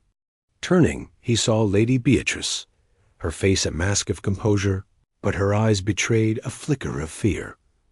Monsieur Poirot, she said, her voice steady. You are persistent, aren't you? Persistence, madame, is the companion of truth. Poirot replied, his gaze unwavering. And I believe the truth lies here, among these plants. Tell me, what do you know of the poison that killed your husband? Beatrice's lips tightened, but she did not answer. Poirot smiled faintly, knowing the game was far from over. The painting was found, the poison identified, but the killer's mask had yet to be removed. And Hercule Poirot would not rest until it was. Chapter 8. The clock tower clue the morning mist clung to Ravenwood Manor like a conspirator, shrouding the estate in a veil of secrecy that seemed to pulse with the weight of the previous night's revelations. Hercule Poirot, impeccably dressed, despite the early hour, stood in the grand foyer, his sharp eyes scanning the intricate patterns of the marble floor as if they might yield answers to the questions swirling in his mind. The murder of Lord Reginald Ashbourne was no simple affair. Each clue uncovered seemed to unravel one thread, only to knot another. The jeweled dagger, The hidden passage, the blood-stained coat, and now a new discovery. A broken pocket watch, its hands frozen at 11:07 p.m., found discarded in the shadow of the library's towering bookcases. Poirot's mustache twitched as he considered the watch, now resting in a velvet-lined evidence box held by Inspector Harwood, a local policeman, whose earnestness was matched only by his inability to keep pace with Poirot's deductions. The watch was no ordinary trinket. Its gold casing was engraved with delicate filigree, and a faint inscription on the back read, "To V, with eternal devotion." The letter V sent a spark through Poirot's little gray cells. Victor Ashbourne, the ambitious son of the late lord, had been evasive during their last interview, his nervous tic betraying a mind under pressure. Could this watch belong to him? And if so, what did its broken state and precise time signify? "Inspector," Poirot said, his voice crisp as he adjusted his gloves, "this watch is not merely a casualty of the crime scene. It is a witness. Its hands, stopped at 11:07, mark the moment of truth. We must ascertain if this was the time of Lord Ashbourne's death, or perhaps the moment the killer fled." Harwood, a stout man with a perpetually furrowed brow, nodded vigorously. "Right, Mr. Poirot. I've got my men searching the grounds for anything else out of place. But this watch could have been dropped by anyone, couldn't it? A guest, a servant, even someone who wasn't supposed to be here." "Precisement," Poirot replied, his eyes gleaming. "But the inscription, 'To V,' suggests a personal connection. And the time 11:07 it aligns too closely with the coroner's estimate of Lord Ashbourne's death to be mere coincidence. We must investigate the provenance of this watch. To whom does it belong, and why was it left behind?" The Manor's clock tower loomed in the distance, its silhouette barely visible through the fog. Poirot's gaze drifted toward it, an idea forming. The watch's mechanism was delicate, easily damaged by a fall or a struggle. If it had been broken during the murder, it might have been dropped in haste, perhaps as the killer navigated the hidden passage behind the library bookshelf. But the passage led to the east wing, not the clock tower. Why, then, did Poirot's instincts draw him to that solitary structure? "Inspector, I wish to visit the clock tower," Poirot announced, his tone leaving no room for debate. "There is something about its isolation that intrigues me. A place where one might hide, reflect, or perhaps dispose of evidence." Harwood blinked, clearly puzzled. "The clock tower? It's been locked for years, Mr. Poirot. Lord Ashbourne used it as a sort of private study, but no one's been up there since his father's day." "Then it is precisely where we must go," Poirot said, already striding toward the Manor's rear entrance. "A locked tower, neglected yet known to the family. This is a place where secrets are kept." The path to the clock tower wound through the Manor's overgrown rose garden, where thorns snagged at Poirot's coat as if reluctant to let him pass. The tower itself was a Gothic relic, its weathered stone walls rising like a sentinel over the estate. Ivy clung to its base, and the heavy oak door was sealed with a rusted padlock. Harwood produced a skeleton key, procured from the groundskeeper, and with a groan of protest, the door swung open, revealing a spiral staircase cloaked in shadow. The air inside was damp, heavy with the scent of old wood and forgotten time. Poirot ascended the stairs with measured steps, his cane tapping lightly against the stone. Harwood followed, his flashlight casting erratic beams across the walls.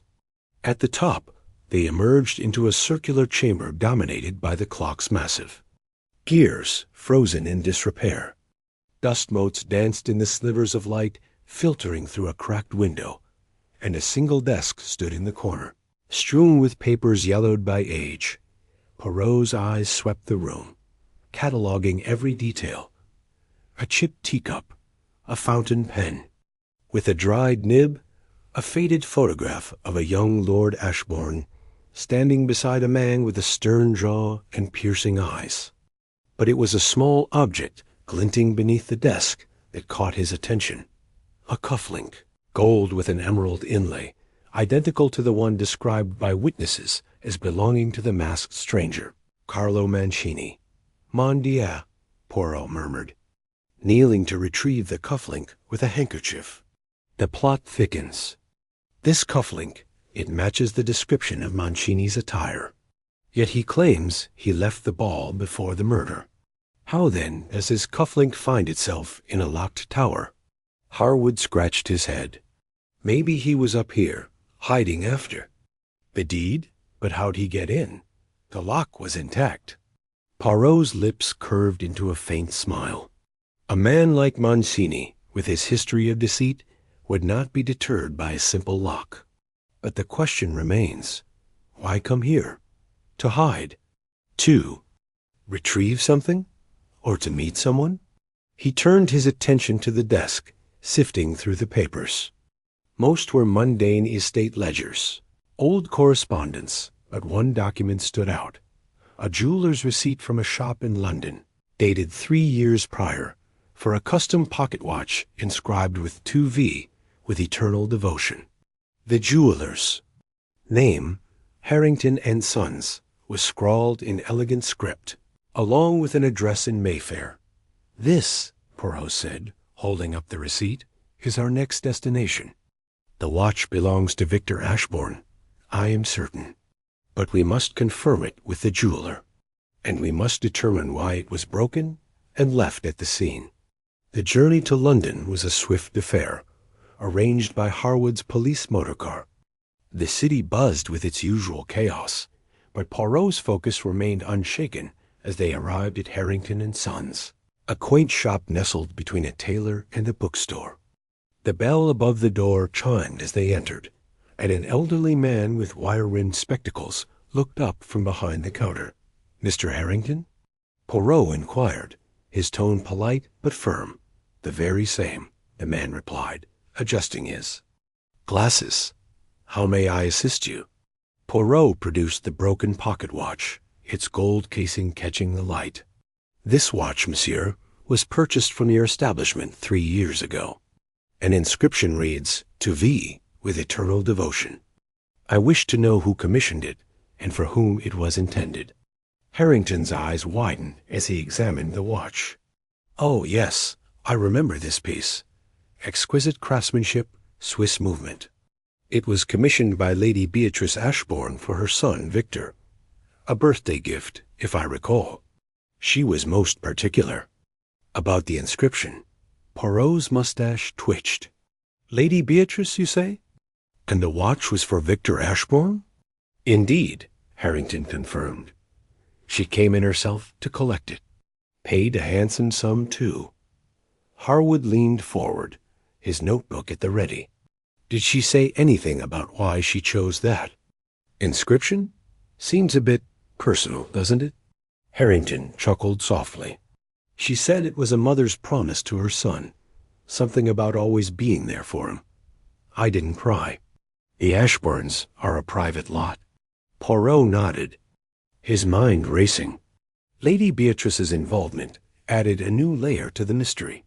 Why would Victor's watch, a gift from his mother, be broken and left at the crime scene? Was it an accident or a deliberate act to mislead? And what of the cufflink in the clock tower? The threads of the case were converging, but the pattern remained elusive. "Thank you, Monsieur Harrington," Poirot said, tipping his hat. "You have been most helpful." Back at Ravenwood Manor, the afternoon sun had burned away the mist, leaving the estate bathed in a golden glow that belied its dark secrets. Poirot requested Victor's presence in the drawing-room, where the young man sat, his hands clasped tightly, his eyes darting to the door as if expecting an escape. "Monsieur Victor," Poirot began, his voice calm but piercing, "this watch," he held up the broken timepiece, "belongs to you, does it not? A gift from your mother, inscribed with her devotion." Victor's face paled, his fingers twitching. "Yes, it's mine, but I lost it weeks ago. I don't know how it ended up in the library. Poirot's eyes narrowed. Lost, you say? Yet it was found at the scene of your father's murder. Its hands stopped at 11:07 p.m., the precise time of his death. And this cufflink, he produced the emerald-studded piece, was found in the clock tower, where only someone with intimate knowledge of the manor could have entered. Tell me, Monsieur, were you in the clock tower that night? Victor's jaw tightened, his voice barely above a whisper. I was in the library earlier, yes, but not at 11:07. I argued with my father about business matters. He was furious about the estate's debts. I left him alive, I swear. And? The watch? Poirot pressed. How did it come to be broken and abandoned? I don't know. Victor snapped, his composure cracking. Someone must have taken it from my room. I haven't seen it in weeks. Poirot leaned back, his fingers steepled. An interesting claim, monsieur, but the evidence suggests otherwise. The watch places you at the scene, and the cufflink suggests a connection to Carlo Mancini, who we know was present. Tell me, did you see Mancini that night? Victor hesitated, his eyes flickering with something akin to fear. I saw him arguing with father earlier, near the ballroom. But I didn't speak to him. I swear, I didn't kill my father. Poirot studied the young man, noting the sweat beading on his brow, the way his hands trembled despite his efforts to still them. Victor was hiding something, but whether it was murder or a lesser sin remained unclear. Very well, Poirot said at last. For now, I will accept your story, monsieur.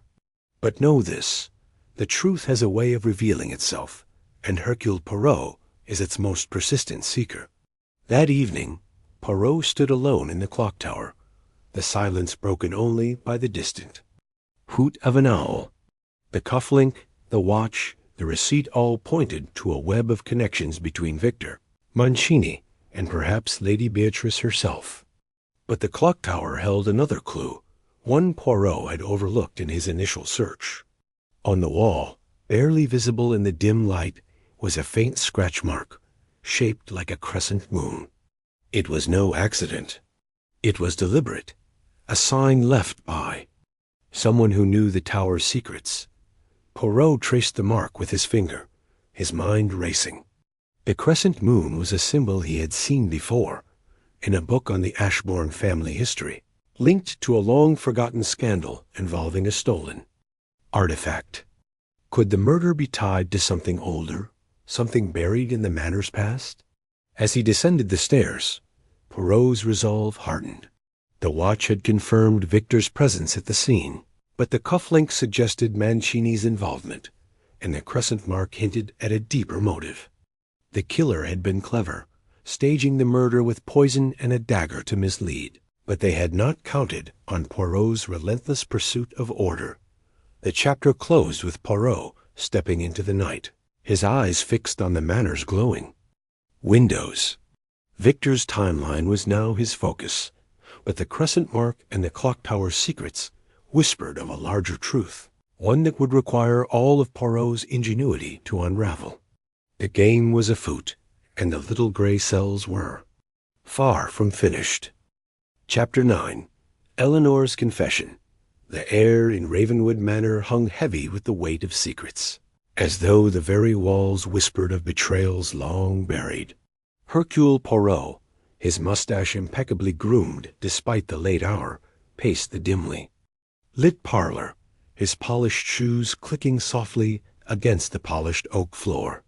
The fire in the hearth had dwindled to embers, casting flickering shadows that danced like specters across the ornate wallpaper. Outside, the wind howled through the estate's ancient oaks, a restless chorus that mirrored the unease gripping the Ashbourne household. Poirot's mind, ever sharp, churned through the labyrinth of clues he had amassed. The jeweled dagger, the torn letter, the hidden passage, the blood-stained coat, the poison-laced blade, each fragment, a piece of a puzzle that refused to fully form. Yet it was Eleanor Ashbourne, the secretive daughter, who now occupied his thoughts. Her guarded demeanor, the way her eyes darted when questioned, and that curious locket she clutched as if it were a lifeline all pointed to a truth she was desperate to conceal. Poirot knew that truths, like weeds, could not remain hidden forever. They would surface, whether by coaxing or by force. He paused by a tall window, overlooking the manor's frost-kissed gardens, his reflection a silhouette against the moonlit panes. The masquerade ball, now 2 nights past, seemed a distant dream, its gaiety shattered by Lord Reginald Ashbourne's murder. The crimson wax seal of the invitation that had brought Poirot here gleamed in his memory, a symbol of the enigma that had drawn him into this web of deceit. Eleanor, he decided, was the key to unraveling it. Her nervous glances, her reluctance to speak of the night of the murder, and the locket she guarded so fiercely, they were threads he would tug until the tapestry of lies unraveled. The next morning, Poirot found Eleanor in the conservatory, a glass-walled haven filled with exotic blooms and the faint hum of bees. She sat on a wicker chair, her auburn hair catching the sunlight as she stared at a cluster of orchids, their petals delicate as whispered secrets. Her hands, clasped tightly in her lap, betrayed her calm facade, the knuckles white around the locket she wore on a silver chain. "Bonjour, Mademoiselle Eleanor," Poirot said, his voice smooth as velvet, yet carrying an edge of authority. He adjusted his bow tie and took a seat opposite her, his eyes never leaving her face. "The morning is most pleasant, is it not? Yet I sense a storm within you, one that threatens to break." Eleanor's gaze flicked to him, her green eyes wide with a mixture of fear and defiance. "Monsieur Poirot, I don't know what you mean. I've told you everything I know about Father's death. Have you, mademoiselle?" Poirot tilted his head, his mustache twitching as he smiled faintly. "The little gray cells, they tell me otherwise. They whisper of a locket, of a secret you guard with the ferocity of a lioness. And they speak of a man, Monsieur Carlo Mancini, whom you saw with your father on the night he died. Shall we discuss this, or must I continue to guess?" Eleanor's breath caught, and her fingers tightened around the locket. For a moment, she seemed poised to flee, but the conservatory's glass walls offered no escape. She sank back into her chair, her shoulders slumping as if the weight of her secret had finally crushed her resolve. "You're relentless, Monsieur Poirot," she murmured, her voice barely above a whisper. "I didn't want to lie, but I was afraid. I saw Carlo Mancini with Father. Yes, in the library, just before it happened. They were arguing fiercely. I heard raised voices, something about a debt and a painting. I didn't stay. I couldn't. I ran back to the ballroom, but I swear I didn't see what happened next." Poirot leaned forward, his eyes piercing. "And yet, mademoiselle, you did not think to share this with Poirot? A detail so crucial, it might have illuminated the shadows of this crime from the start. Why the silence?" Eleanor's lips trembled, and she looked away, her gaze settling on a vibrant orchid with petals like spilled wine. "Because I was protecting someone," she said at last. "Not Mancini, but someone else. Someone who doesn't deserve to be dragged into this." Poirot's eyebrows rose, a silent invitation for her to continue. When she did not, he tapped his fingers lightly on the arm of his chair, the rhythm deliberate, almost hypnotic. "The locket, mademoiselle? It is not merely a trinket, non. It holds a story, one you fear to tell. Open it for Poirot, and let us see what truth lies within." Eleanor's hand flew to the locket, her fingers trembling as she hesitated. Then, with a resigned sigh, she unclasped the chain and clicked the locket open, revealing a small, faded photograph. Poirot leaned closer, his keen eyes taking in the image. A younger Lady Beatrice, radiant and smiling, stood beside a man who was not Lord Ashbourne. The man was tall, with sharp features and dark hair, his arm around Beatrice in a gesture that spoke of intimacy. "Who is this man, mademoiselle?" Poirot asked, his voice soft but unyielding. Eleanor's eyes glistened with unshed tears. "His name is Charles. Charles Warrington. He was Mother's first love before she married Father. I found this photograph years ago, hidden in Mother's jewelry box. She told me never to speak of it, that it was a part of her past she wished to forget. But I kept it because I wanted to know who he was." Poirot's mind raced, connecting the dots with the precision of a master weaver. The torn letter from the fireplace, marked with the initial C, the scandal it hinted at. And now, this photograph, linking Lady Beatrice to a man from her past, a man who might hold the key to the motive behind Lord Ashbourne's murder. "This Charles Warrington," Poirot said. "He is not a stranger to this manor, is he?" "He was here at the ball, perhaps." Eleanor nodded, her voice breaking. "I saw him. Not at first, not in the ballroom, but later, near the library. He was wearing a mask, but I recognized him from the photograph. He was arguing with Father, too, just after Mancini left. I didn't hear much, only something about money and betrayal. I was so scared, Monsieur Poirot. I thought if I told anyone, it would ruin Mother." Poirot sat back, his fingers steepled beneath his chin. "And so you fled, mademoiselle, leaving your father to his fate. But tell me, why do you believe this Charles Warrington's presence would ruin your mother?" Eleanor's tears spilled over, tracing paths down her pale cheeks. "Because Father knew about Charles. He found out years ago about their affair, before I was born. He never forgave Mother, but he kept her secret to protect the family's name. If Charles was here, if he and Father fought, I was afraid it would all come out, that Mother would be blamed." Poirot's expression softened, but his eyes remained sharp, dissecting every word. "You have carried a heavy burden, mademoiselle. But the truth, it is like a river, it will find its course. Tell me, where is this Charles Warrington now?" Eleanor hesitated, then whispered, "He's hiding. I overheard him speaking to someone in the village, at the old mill, the day after the ball. He said he couldn't stay, that he had to leave, before anyone found him. I don't know where he went after that." Poirot rose, his movements deliberate, his mind already charting the next steps. "Merci, Mademoiselle Eleanor. You have been most illuminating. Rest now, but know that Poirot will find this Charles Warrington, and the truth will be brought to light." The village of Ravenwood lay nestled in a valley, its cobblestone streets winding past quaint shops and a crumbling stone mill that stood like a sentinel at the edge of a sluggish river. Poirot, clad in his immaculate black coat and Homburg hat, made his way to the mill under a sky heavy with storm clouds. The air smelled of damp earth and impending rain, and the mill's weathered timbers creaked ominously as he approached. Inside, the mill was a cavern of shadows, its machinery long, silent, draped in cobwebs like ghostly veils.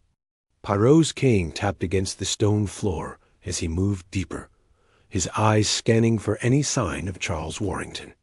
A faint rustle in the corner drew his attention, and he turned to see a figure crouched behind a pile of rotting sacks.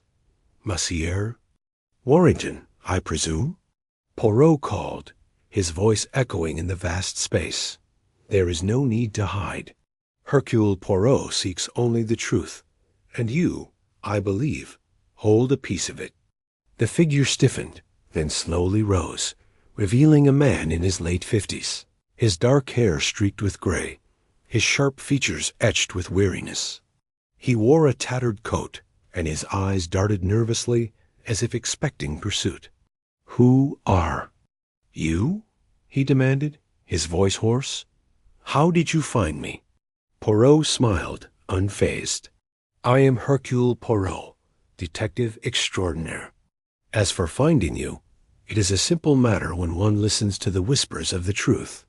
You were at Ravenwood Manor the night Lord Ashbourne died, were you not? And you argued with him, perhaps over a matter most personal? Charles Warrington's shoulders sagged, and he ran a hand through his hair. I didn't kill him, if that's what you're thinking. Yes, I was there. I came to the ball uninvited, in disguise. I needed to speak to Reginald, to settle an old debt. But I swear, I left him alive. Poirot's eyes narrowed. A debt, you say? Of what nature, monsieur? And why the need for secrecy, for masks? Charles hesitated, his gaze dropping to the floor. It was complicated. Years ago, Reginald and I were partners in a business venture, a shipping company. It failed spectacularly, and I took the blame. Reginald made sure of it. He ruined me, drove me out of society, while he kept his fortune and his reputation. I came to the ball to demand he clear my name, to give me back what was mine. And this demand, Poirot said, stepping closer, it led to a confrontation, oui? In the library, perhaps, where a jeweled dagger found its way into Lord Ashbourne's heart? Charles's eyes widened, and he shook his head vehemently. No. I argued with him, yes, but I didn't touch him. He was furious, said I was a fool to think he'd ever admit to his part in our failure. He laughed at me, said he'd destroy me all over again if I tried to expose him. I left the library in a rage, but he was alive, I swear it. Poirot studied him, noting the tremor in his hands, the desperation in his voice. And yet, monsieur, you fled. You hid here, in this forsaken place, rather than face the consequences of that night. Why? Charles's voice dropped to a whisper. Because I knew how it would look. Reginald's death, right after our argument. I'd be the perfect scapegoat, just like before. And there's Beatrice. I didn't want her dragged into this. She doesn't know I was there, but if the truth about our past came out, it would ruin her. Poirot's mustache twitched, a sign of his mind at work. You speak of Lady Beatrice with affection, monsieur.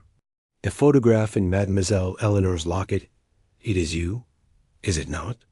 You and Lady Beatrice, before her marriage to Lord Ashbourne? Charles nodded, his expression softening. Yes, we were in love once, but her family wanted wealth, status. Reginald offered both. I couldn't compete. When I saw her at the ball, I couldn't help but watch her. She's still so beautiful, so strong, despite everything he put her through. Poirot's eyes gleamed with sudden understanding. And Lord Ashbourne, he knew of this love, this history. He used it, perhaps, to control his wife, to ensure her silence in other matters? Charles's jaw tightened. He was a cruel man, Poirot. He held that secret over her like a blade, threatening to expose her if she ever defied him. I wanted to free her, to make him pay for what he'd done to us both. But murder? No, that wasn't me. Poirot paced a small circle, his cane tapping rhythmically. Let us assume for a moment that you speak the truth. You left Lord Ashbourne alive. Who then did you see in the library? Who else was there? Monsieur? Charles frowned, his brow furrowing as he recalled the night. There was someone else. I didn't see their face, but as I left, I heard footsteps in the hall, and a shadow moved behind the bookshelf. I thought it was a servant. But now I'm not sure. Poirot's heart quickened, though his expression remained impassive. The hidden passage behind the library bookshelf, he had discovered it in Chapter 3, a narrow corridor that offered a discreet escape. Someone had used it, perhaps to enter or flee the scene of the crime. This shadow, monsieur, he said, did it wear a mask? Did it carry anything, a weapon, perhaps? Charles shook his head. I couldn't tell. It was too dark, and I was too angry to care. I just wanted to get out of there. Poirot nodded, filing the information away. Very well, Monsieur Warrington. You will remain here, under the watchful eye of Poirot, until I have verified your story. The truth, it is like a fine wine. It must be tasted carefully to appreciate its flavor. Back at Ravenwood Manor, Poirot summoned Inspector Japp, his old friend from Scotland Yard, who had arrived to assist with the investigation. The two men stood in the library, where Lord Ashbourne's body had been found, the chalk outline still stark against the Persian rug. Japp, his hat tilted jauntily, scratched his head as Poirot recounted Eleanor's confession and Charles Warrington's tale. "Blimey, Poirot," Japp said, his Cockney accent thick, "this case is a right mess. You've got a financier with a grudge, a widow with a secret lover, a daughter hiding a locket, and a son who's twitchier than a cat in a thunderstorm. And now this Charles chap? Where does he fit?" Poirot's eyes twinkled. "He fits, mon ami, precisely where the puzzle demands. The letter marked C, the photograph, the argument in the library, they all point to a past that Lord Ashbourne could not escape. But the shadow Monsieur Warrington saw, that is the key. Someone else was in this room, someone who used the hidden passage to come or go unnoticed." Japp frowned. "And you think this someone is the killer?" "Perhaps," Poirot said, his voice low. "Or perhaps they are a witness, one who holds the final piece of the truth. We must find them, Japp, and we must do so before they vanish like mist in the morning sun." The day wore on, and Poirot returned to the Manor's rose garden, where he had overheard Victor and Eleanor plotting in Chapter 6. The air was thick with the scent of blooming roses, their petals vibrant against the gray sky. He sat on a stone bench, his notebook open, sketching a timeline of the night of the ball. The broken pocket watch, stopped at 11:07 p.m., suggested the murder's precise moment.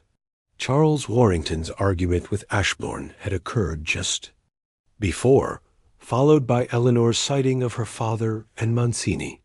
The shadow in the library, glimpsed by Charles, was the anomaly, the piece that did not yet fit Dot as he pondered. A soft crunch of gravel announced the approach of Lady Beatrice. She wore a black morning dress, her face pale but composed, her eyes sharp with intelligence.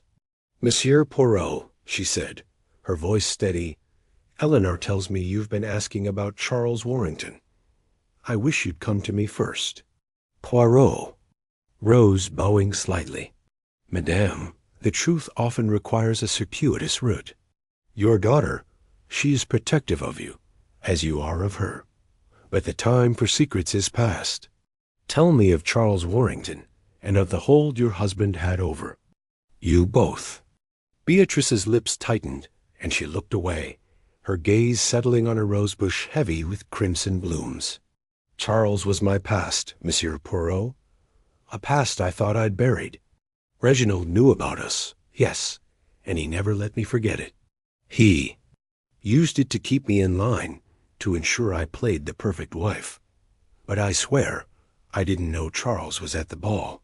If I had, I would have stopped him from confronting Reginald." Poirot's eyes softened, but his voice remained firm.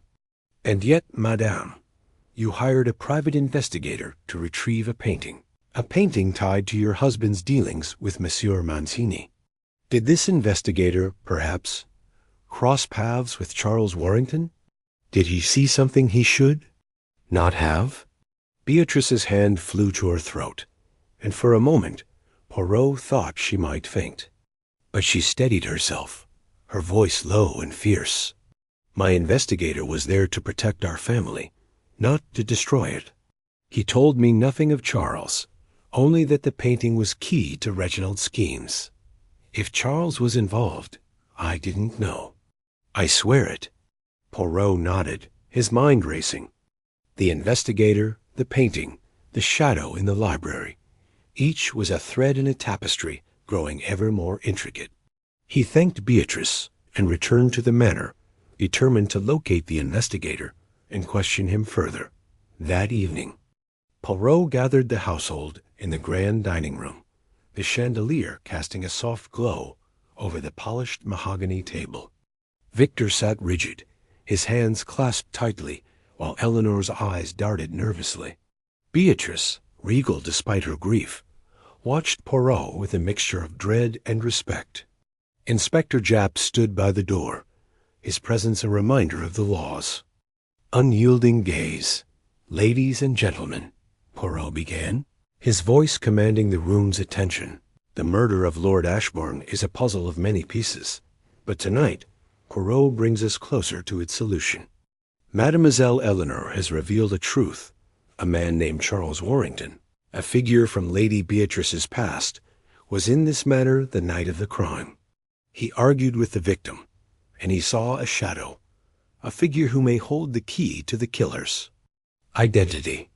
A murmur rippled through the room, and Victor's face paled. "Charles Warrington?" he said, his voice strained. "What does he have to do with this?" Poirot's eyes locked onto Victor's. "That, Monsieur Victor, is what Poirot intends to discover. But know this, the truth is near, and it will not be denied. Tomorrow we shall confront this shadow, this witness, and the secrets of Ravenwood. Manor will be laid bare." As the guests dispersed, Poirot lingered, his gaze settling on the portrait of Lord Ashbourne above the fireplace. The man's stern eyes seemed to mock him, as if daring him to unravel the final twist. But Poirot, with his little gray cells ablaze, knew he was close. Charles Warrington's story, Eleanor's confession, and the shadow in the library were the final notes in a symphony of deception, and Poirot would conduct its crescendo. Chapter 10. The partners' betrayal. The rain lashed against Ravenwood Manor's tall windows, each drop a staccato note in the symphony of a restless night. Hercule Poirot sat in the dimly lit study, his polished shoes resting on an ottoman, his fingers steepled beneath his chin. The air was heavy with the scent of old books and wax polish, but his mind was far from the room's comforts. The coded ledger he'd retrieved from Charles Tremaine's possession lay open before him, its cryptic symbols taunting his little gray cells. The man himself, Charles, sat across the room, his gaunt face half hidden in shadow, his eyes darting like a cornered fox. Poirot had tracked Charles to a crumbling inn on the outskirts of the village, where the former business partner of Lord Reginald Ashbourne had been hiding under a false name. The confrontation had been swift, but illuminating. Charles admitted to attending the masquerade ball, his presence cloaked by a velvet mask and a borrowed name. He'd argued with Ashbourne, he confessed, but swore he hadn't struck the fatal blow.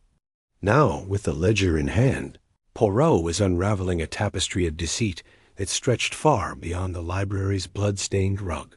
"Monsieur Tremaine," Poirot began, his voice smooth as polished glass, "you have been most forthcoming about your quarrel with Lord Ashbourne.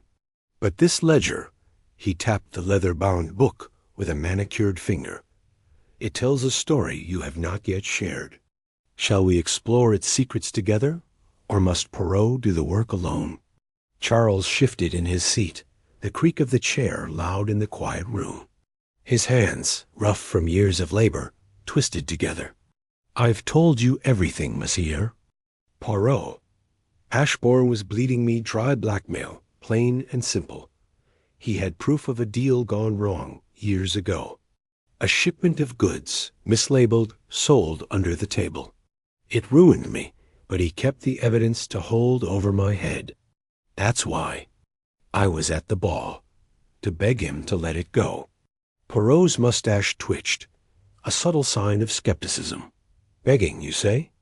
Yet the witnesses recall a heated exchange, voices raised, threats exchanged. And this ledger, it is not the work of a man who begs. It is the work of a man who plans. Charles's jaw tightened, but he said nothing. Poirot leaned forward, his eyes gleaming like twin lanterns in the gloom. "Let us be clear, monsieur. The ledger contains transactions dates, sums, initials that suggest Lord Ashbourne was not merely blackmailing you, but running a network of illicit dealings. were part of this network, were you not? And perhaps, when the opportunity arose, you saw a way to free yourself from his grasp. I didn't kill him, Charles snapped, his voice cracking like dry wood. I wanted him to stop, yes, but I couldn't do it. You've got the wrong man, Poirot. Poirot tilted his head, studying Charles as one might study. A rare insect, perhaps. But the truth, it is like a fine wine. It reveals itself with time and care.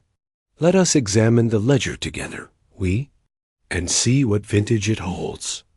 The ledger was a labyrinth of numbers and symbols, its pages filled with cryptic notations that hinted at a shadow empire. Poirot had spent hours deciphering its code, a task that would have daunted a lesser mind.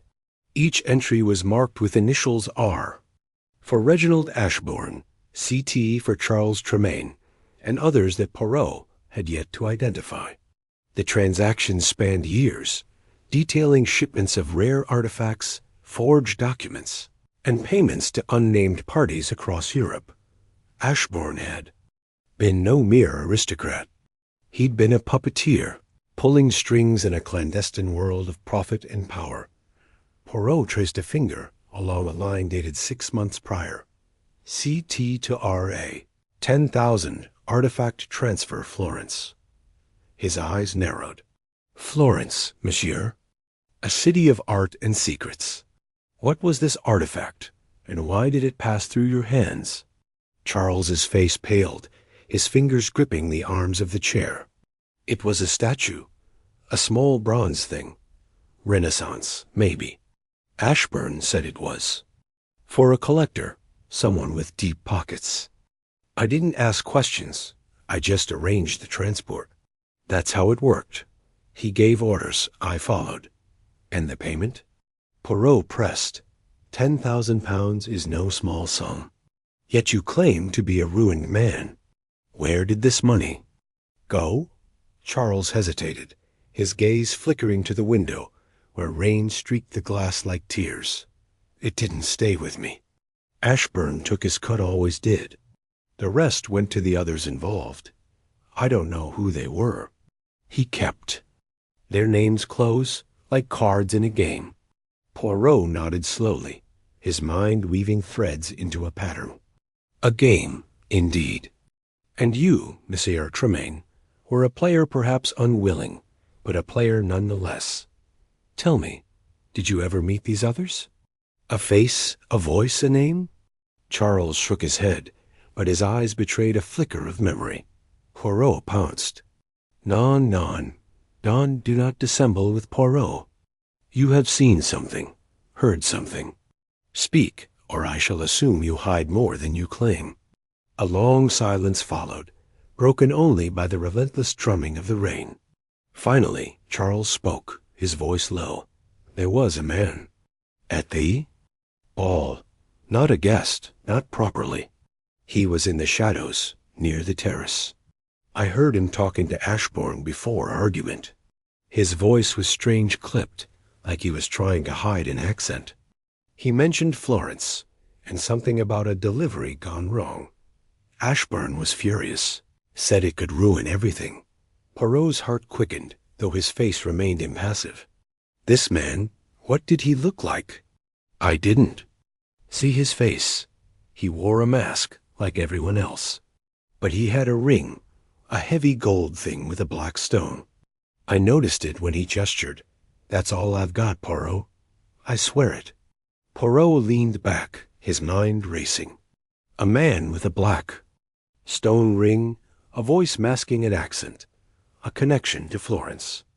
The pieces were falling into place, but the puzzle was far from complete. The ledger suggested a network, and this shadowy figure was a new thread to pull. But Charles's story raised another question. If he was not the killer, who had wielded the jeweled dagger, or, as Poirot now suspected, the poison that had truly ended Ashbourne's life? The next morning, Poirot ventured into the village, the ledger tucked securely in his overcoat. The rain had ceased, leaving the cobblestone streets slick and gleaming under a weak sun.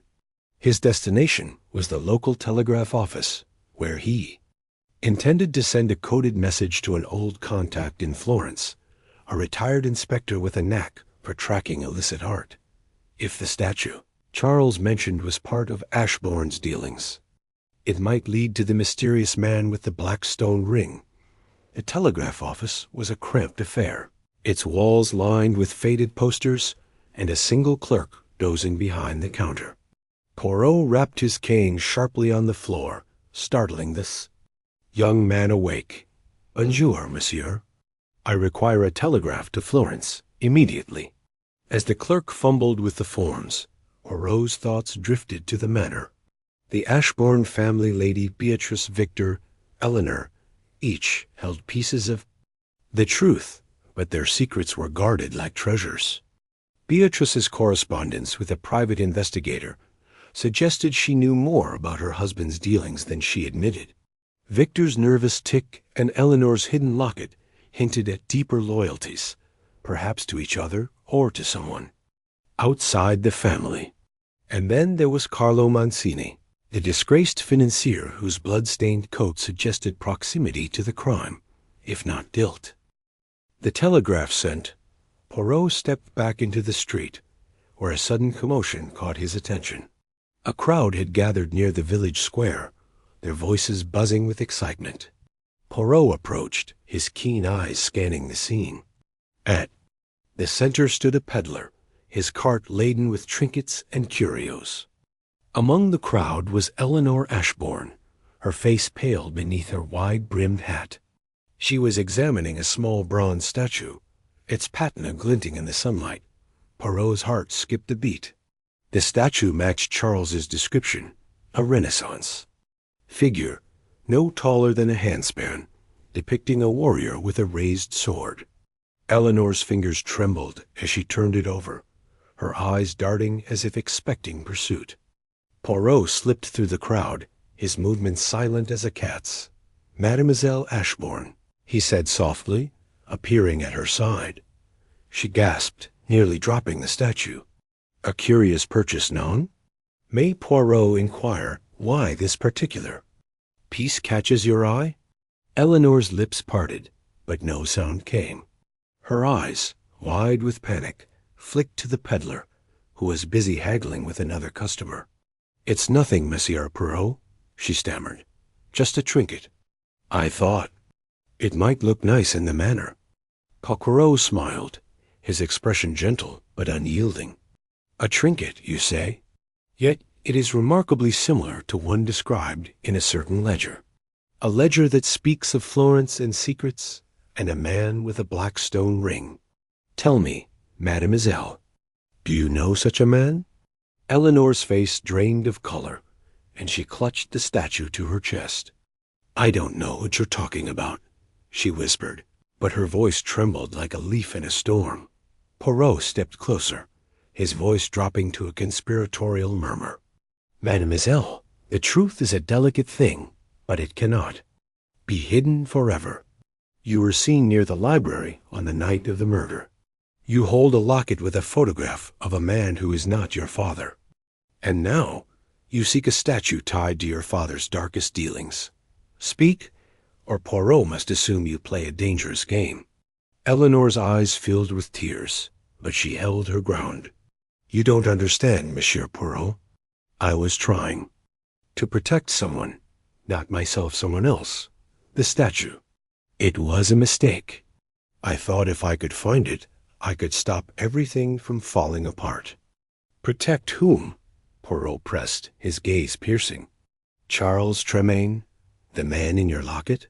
Or perhaps another, one who wears a ring of black stone?" Before Eleanor could answer, a shadow fell across them. Poirot turned to see a tall figure in a dark coat, his face obscured by a low hat. The man's hand, resting casually on his cane, bore a heavy gold ring with a black stone. Poirot's pulse quickened, but he maintained his composure. "Pardon, monsieur," Poirot said, his tone polite but firm. "Have we met? You seem most interested in our conversation." The man's lips curled into a faint smile. "Just passing through, sir. The village is full of curiosities today. His voice carried a clipped edge, as if each word were carefully chosen to mask something beneath. Poirot's eyes narrowed. Indeed, and you, monsieur, are one of them. Perhaps we shall meet again, under less fleeting circumstances. The man tipped his hat and melted into the crowd, leaving Poirot with a tingling sense of proximity to the truth. Eleanor, trembling beside him, clutched the statue tighter.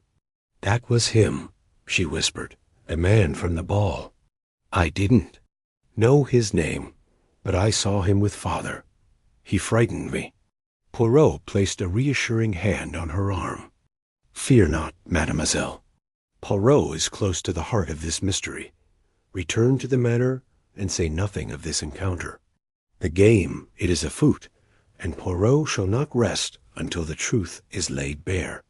Back at Ravenwood Manor, Poirot retreated to the study. The ledger opened once more. The man with the black stone ring was a new player, but his role was unclear. Was he the mastermind behind Ashbourne's network, or merely another pawn? The statue, now in Eleanor's possession, was a tangible link to the ledger's secrets. But its significance remained elusive. Poirot's contact in Florence would soon provide answers. But time was a luxury he could ill afford. He summoned Lady Beatrice, Victor, and Eleanor to the drawing-room, determined to shake loose another piece of the puzzle. The family entered, their faces a study in contrasts: Beatrice's cool detachment, Victor's restless energy, Eleanor's haunted fragility. Poirot stood before the fireplace, his silhouette framed by the flickering flames. "Madame et monsieur." He began, his voice commanding attention. The death of Lord Ashbourne was no simple crime of passion. It was a calculated act, woven into a tapestry of greed and betrayal. Each of you holds a thread of this tapestry, and Poirot will not rest until it is complete. Beatrice raised an eyebrow, her voice icy. "You've been poking into our affairs, Monsieur Poirot. Have you found anything worth sharing, or is this another of your theatrical displays?" Poirot's mustache twitched with amusement. "Theatrical, perhaps, but necessary. Let us speak of Florence, Madame Ashbourne. A statue, a shipment, a man with a black stone ring. These are not mere details. They are the keys to your husband's death. And you, I suspect, know more of this man than you have admitted." Beatrice's composure faltered, her hand tightening on her fan. "I know nothing of any statue or ring. My husband's business was his own. I kept out of it. Yet you employed a private investigator," Poirot countered, producing a letter from his pocket. "This correspondence, found in your desk, suggests you were quite interested in his dealings. Why, madame, did you feel the need to spy on your own husband?" Victor stepped forward, his face flushed. "Leave her alone, Poirot. You're digging up dirt that doesn't exist. My father was a complicated man, but he didn't deserve this." Poirot turned to Victor, his gaze sharp. "Complicated, oui, and dangerous. Your father's ledger reveals a network of fraud, with you, Monsieur Victor, as one of its beneficiaries. Tell me, did you know of the statue? Or the man who argued with your father on the night he died?" Victor's nervous tick-a-twitch at the corner of his eye returned with a vengeance. "I don't know anything about a statue. And I was in the ballroom when father was killed. Ask anyone." "Anyone, perhaps, but not the man with the black stone ring," Poirot said softly. "He was seen, monsieur, and he is no stranger to this family. Eleanor, you have seen him. Will you not speak of what you know?" Eleanor's eyes darted to her mother, then to Victor, before settling on Poirot. I can't. It's too dangerous. If I tell you, it'll ruin everything." Poirot stepped closer, his voice gentle but firm. "Mademoiselle, the truth is the only path to safety. Your father's killer walks free, and every moment you remain silent, you protect them. Speak, and let Poirot bring justice." Tears streamed down Eleanor's face as she clutched her locket. "It's Charles," she whispered, "the man in my locket. He's not just a business partner. He was my father's friend once. But they fought years ago over money, over secrets. Charles came to the ball to confront him, but I didn't think he'd kill him." Beatrice gasped, her fan falling to the floor. "Eleanor, how could you keep this from me?" Victor's face darkened. "You knew Charles was here, and you said nothing? Damn it, Eleanor, what else are you hiding?" Poirot raised a hand, silencing the room. "Enough. The truth begins to emerge, but it is not yet complete. Monsieur Tremont has given his account, and now we have Eleanor's. But the man with the black stone ring, he is the shadow we must chase. Madame Beatrice, Monsieur Victor, if you know of this man, now is the time to speak." Beatrice shook her head, her lips tight. Victor's tic worsened, but he remained silent. Poirot nodded, his mind already turning to the next step. The man with the black stone ring was the key, and Poirot would find him, no matter how deep the shadows. That night, Poirot sat by the manor's grand staircase, the ledger open in his lap. The house was quiet.